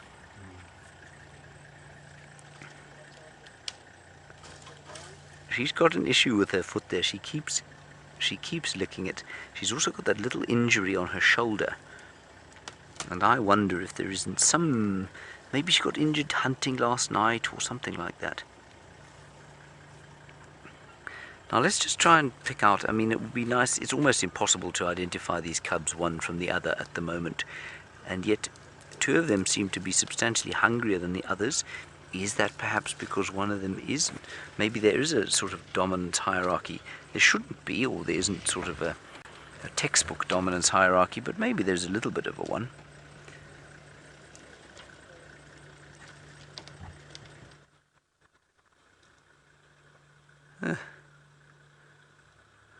Cubs everywhere you look. Oh, sneezy.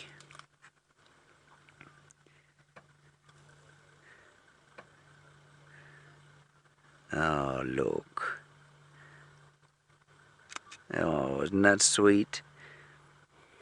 That's what we want. There we go. With Mum.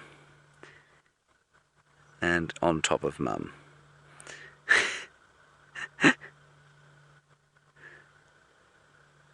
Now that's that little... Remember I mentioned where I thought she had a bit of a skin problem? And I think that's there you can see that kind of... Looks like the same kind of skin trouble that one Birmingham male had.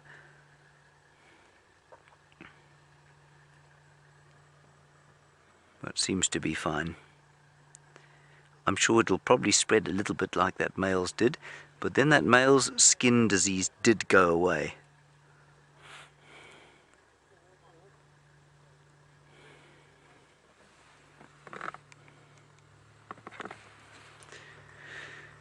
Ah, there we are.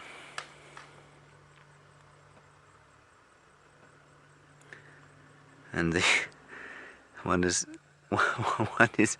tempted to say, well, while the plebeians struggle to get a view of our wonderful sighting, we sit here like Lord Brian Muck and Lord Jim Muck, perfectly perched, alone, viewing our lions.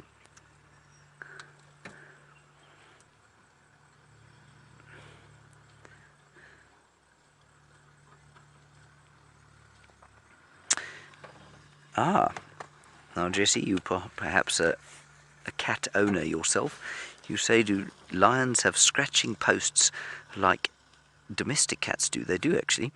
I'm not sure it's to keep their claws short so much as to keep them sharp. And they've got trees. They use trees all the time, and we found one. In fact, I found two on the last 2 walks I did. I think both with Brian, we found where lions had been scratching on a tree, and you can definitely see where those razor-like, sharp, long claws have torn the bark off. They do that a lot. If you see them just getting moving, they will often leap up into a tree and scratch away at the bark.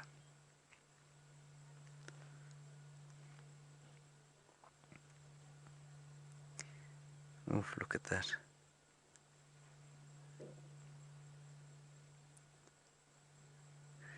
So very difficult, of course, to try and identify the difference between these two. You can do it. If you see the whisker marks there, if you are able to take a picture and count them, then you can tell them one from the other. But of course, if you're just looking at them like we're looking at them, it's almost impossible.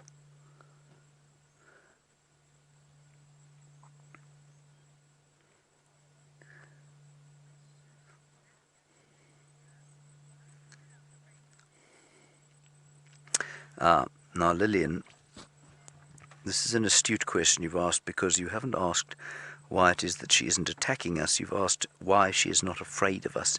You're a new viewer. It's lovely to have you with us. Please try and tell us where you're from next time you ask a question. It's always so nice to know. And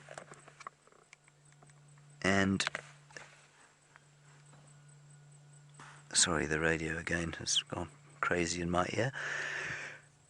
Let me just gather my thoughts, Lillian. Lillian, you say, why is she not afraid of the human presence? It's because she doesn't, I don't want to say she doesn't know that we're human, but she doesn't perceive us as a threat. We're not on foot. If we got out of the car, Lillian, she would almost certainly go from what she is now, relaxed and lying in the cool sand, to viciously terrifying. Because she's got cubs here, she wouldn't be able to move away. She'd feel cornered and she'd almost certainly charge. Because we're in a vehicle and we don't exactly know why it is that lions don't, and all the animals don't react to us in the same way in the vehicle. They've got good eyes, they've got good noses, they certainly smell human being when they're around cars, but they don't perceive us in the same way. They don't perceive us as a threat in the vehicles.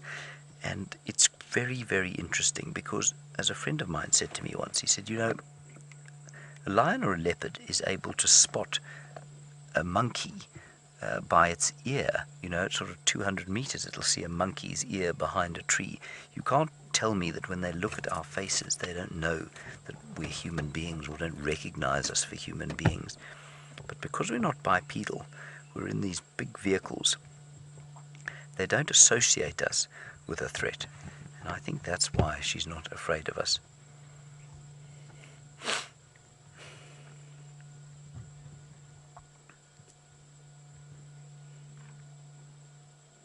You can hear some elephants shouting, possibly at Buffelshoek Dam, which is not far from here.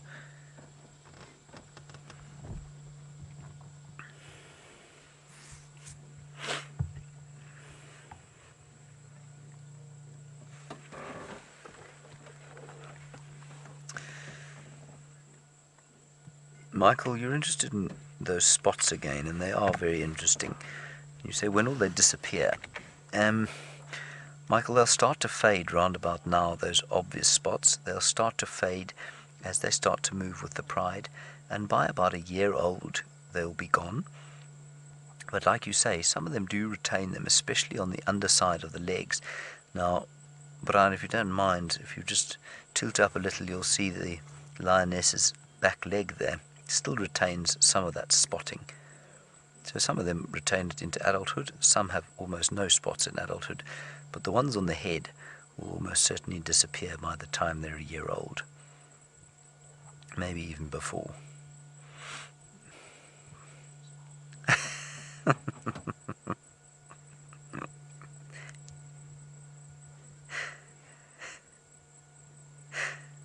I think that one's fallen asleep on the boob, as it were. It's quite interesting. I've just heard on the radio Aubrey saying that there are a lot of vultures not too far from here.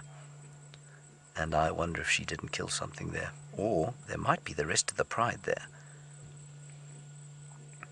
That would be fascinating. He's going to go and have a look on foot, Aubrey.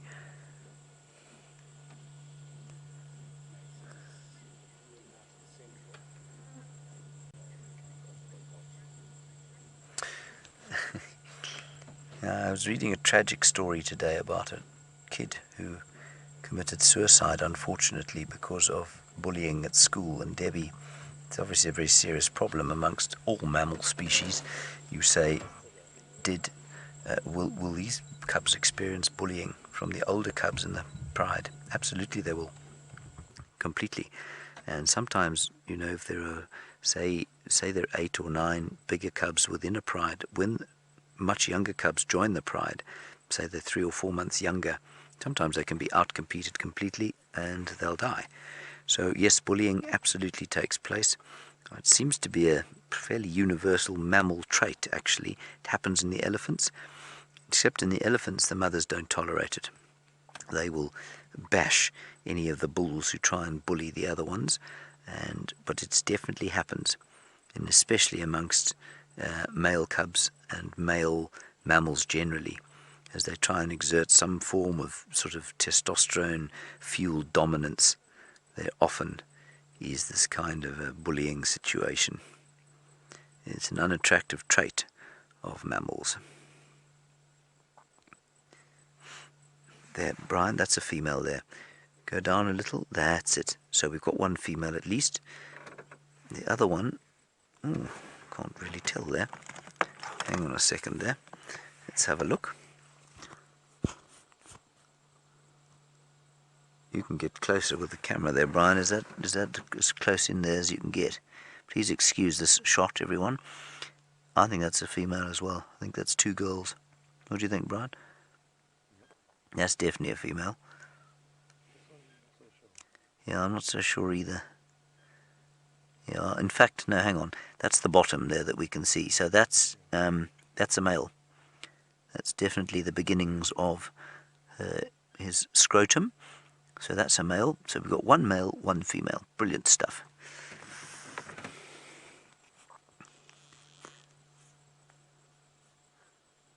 The other one, I'm not so sure, obviously. Can't tell from the face.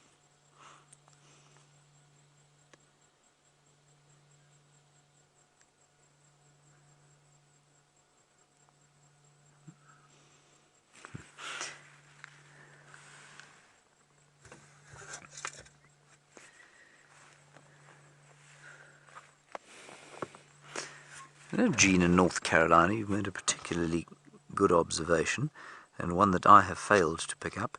You say all these cubs have got black noses and not pink noses.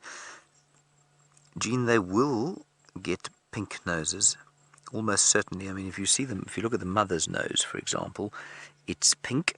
She's quite a young one, I think. That tells, youngish. It tells me that she's probably about 3 years old, 3.5 years old or so. And lions, normally by the time they're 6, their noses are completely black. But yeah, these ones seem to have been born with black noses. I'm just slightly distressed, Gene, that I have obviously never noticed that before. It's bizarre. Let me just quickly check my camera here. Yes, they most certainly are black noses, aren't they? Huh.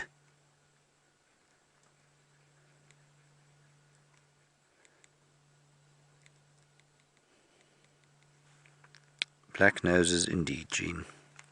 Now, everybody, we're going to sit here for a little bit longer, but while we wait and see what transpires at this unbelievable sighting, Jamie is with another mother, the Great Queen. Enjoy. The Great Queen indeed, and she is on the move. I'm sorry for my extended absence, but I had to come racing through from Arathusa all the way to the other side of Djuma to follow up on our lovely female leopard, Karula.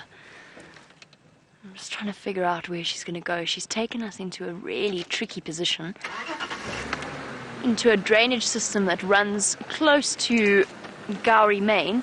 So we're going to try and get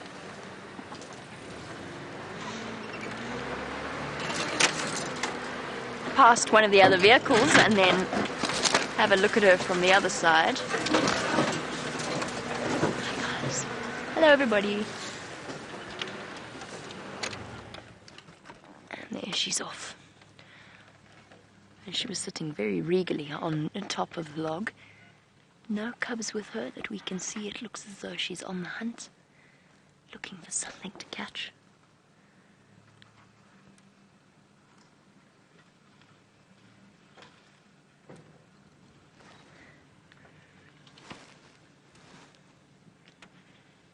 Alert and on the move. Brent for Jamie. You gonna go ahead? Thanks, Bernie. Cheers, guys.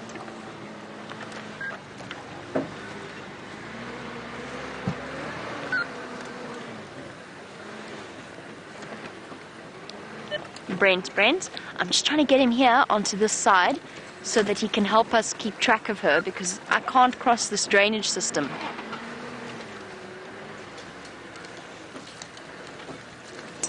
Oh, watch out there, Viam. Poor Viam's been playing dodge the branch. We've got to really hope she stays on this side. So wonderful to see Karula after an extended period of absence. 2 leopards in one afternoon. It's not a bad way to continue one's afternoon. She's seen something. How many people are doing it? I think there's still 3 vehicles in drop. But She's seen something. I can't be absolutely sure. Hold on. It's quite quick here at the moment. There she goes. Let's just get round the other side of the termite mound.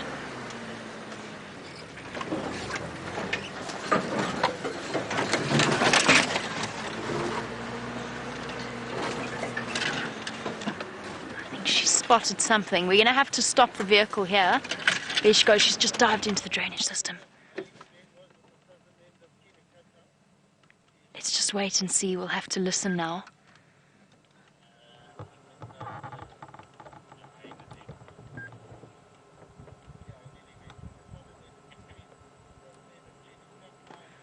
Where did she go? I'm almost certain that she was hunting something, or she's decided to duck into this drainage system. I'm trying to get a hold of Brent to tell him to go to the other side of it, because we can't get around it. And hopefully he'll be able to help us out there. Come on, Karula.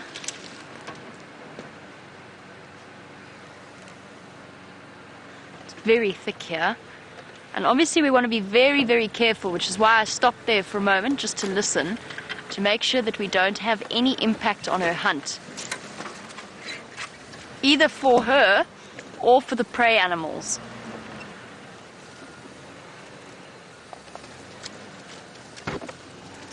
You okay there, Viam?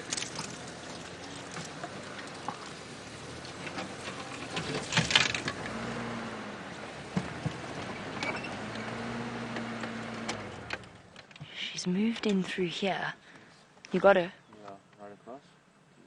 Oh yes, there she is. Okay, so she's moved across onto the other side of the drainage system. Awesome, well spotted, Viam. So she's ducking, she's getting closer and closer to whatever it is she's looking for.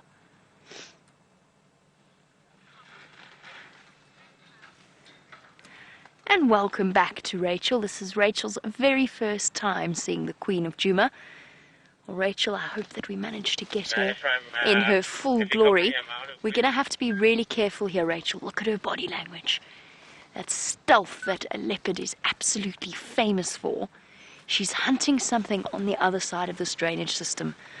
And I don't know what it is, I can't see. But I'm just going to wait and listen, because we don't want to have a negative impact on what's going on. She's going forward back towards Gowrie Main.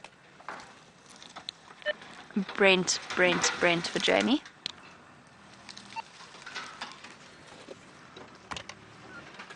Brent is out on tracking team to help us out. Have you got her there, Viam? Yes, just a moment ago. She's there.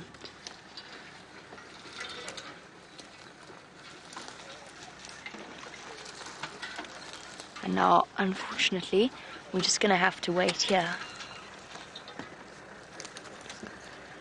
She's hunting there. She's hunting, she's stalking something that side. Yeah, straight through there, towards Gary Main. We need to go out. Yeah.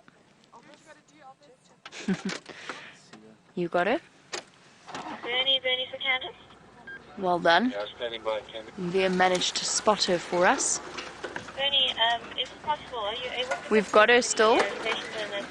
I'm standing by here by Twin Dam. Okay. Hi guys. Sorry guys, we're just gonna get past here.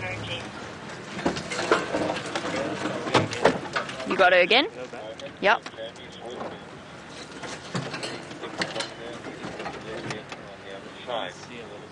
I suspect. Okay, let's go back a bit.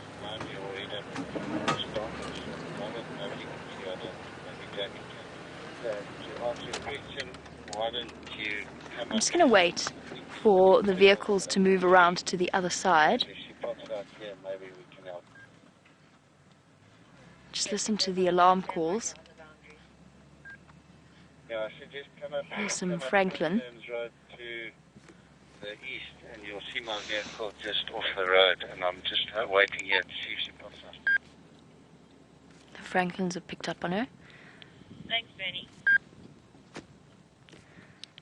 It looks like last visual she was going straight towards Gary Main. There go the Franklins.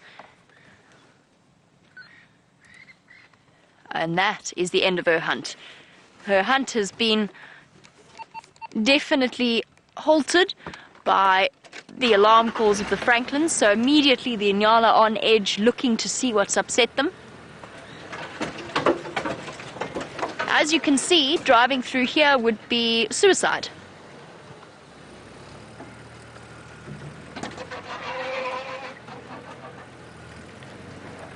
And Doodles raises a good point, which I think has been a concern for some people, understandably, which is that Doodles would be nervous driving around in the bush with all of the small cubs because they are so camouflaged. And that is, you raise a very, very important point that we should actually address. And that is, first of all, we're exceptionally careful where we drive. And second of all, I wonder if we can get round this side. I don't think so. You think there's a spot, Vim? From a year back. Vim thinks he remembers a spot from a year back. Here we go. Let's give it a go. So Doodles raises a good point. The leopard cubs are in no way under threat from the movement of our vehicles, and the reason I say that is because at this point, first of all, we know they're not here because we would have seen their tracks somewhere, but let's say we didn't. Let's say we missed something. The leopard cubs would be out and gone faster than you could say boo to them. They'd already be out of our way. There we go. VM's right, you know. VM is spot on.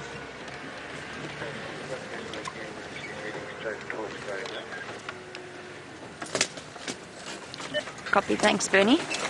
She's going straight towards Gowrie Main. You okay there, VM? Sorry, everyone. Oh no, don't cross south, Karula.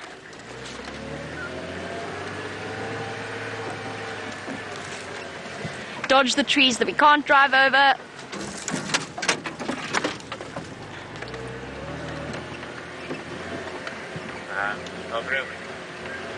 And welcome to Megan Gaines. Lovely to have you on board. Megan says this is her first time watching, and she is so excited.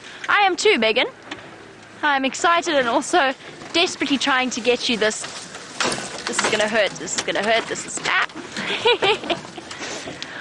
desperate to get you this leopard once again.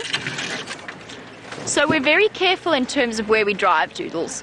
I've never heard of people driving over lion cubs unless they are doing something completely ridiculous, which, I mean, has never happened here in the Sabi Sand as far as I know. And then to Megan, yes, it's exciting. There's the road, that's what I'm looking for. There's an old hyena den here. Oh, you still on board, VM? Amazing. Not quite sure how.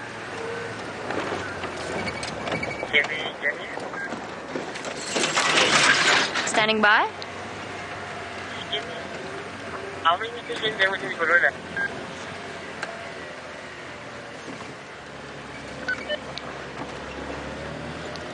She's just crossed into Little Gowrie. There were 3 of us. Unfortunately, everybody, it seems as though Karula, like Tingana, wasn't planning on playing ball with us today, and he has decided to cross into Little Gowrie. Let's see if we can't get one last view of her.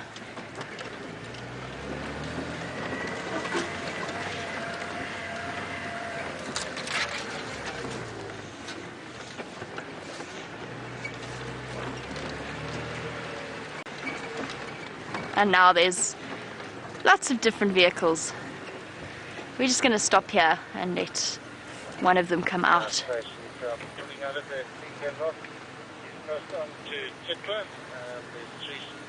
Oh, my apologies to Megan and to Rachel, for whom this was the first time meeting the Queen of Djuma. Thanks. Thank you.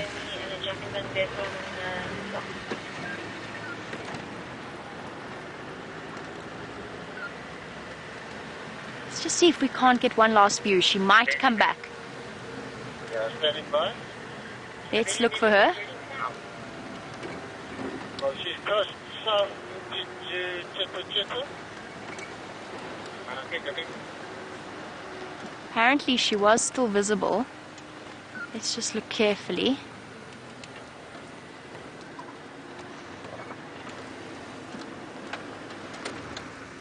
How's it, guys? Good, thanks. How are you?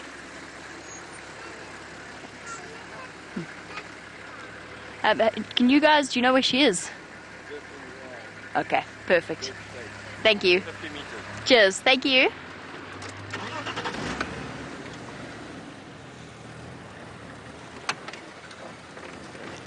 Tracks going across. Let's just sit here. She might not be gone for good. I can hear the babbler's alarm calling at her. They're going... Okay, I can see exactly where she may be.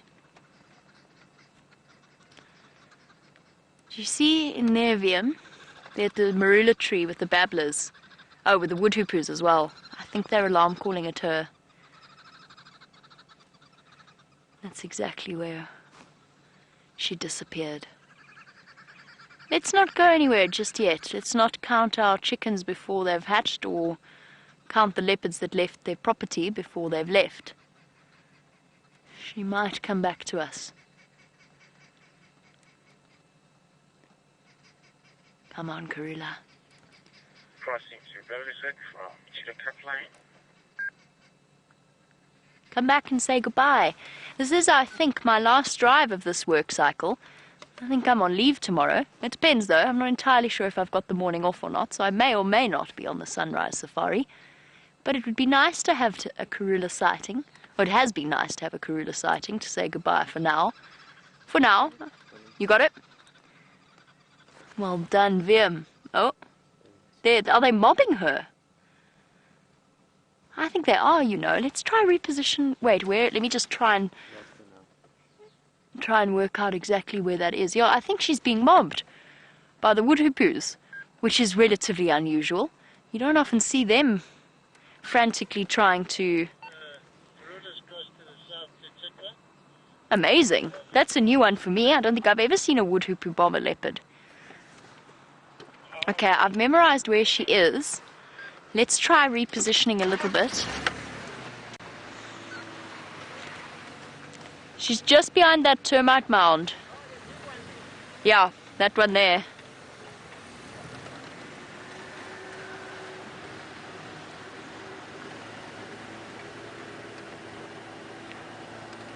And as it starts to get dark, the sun going down, James, of course, will have to leave that magical lion cub sighting in a moment. So let's head across to him so that you can say goodbye to them.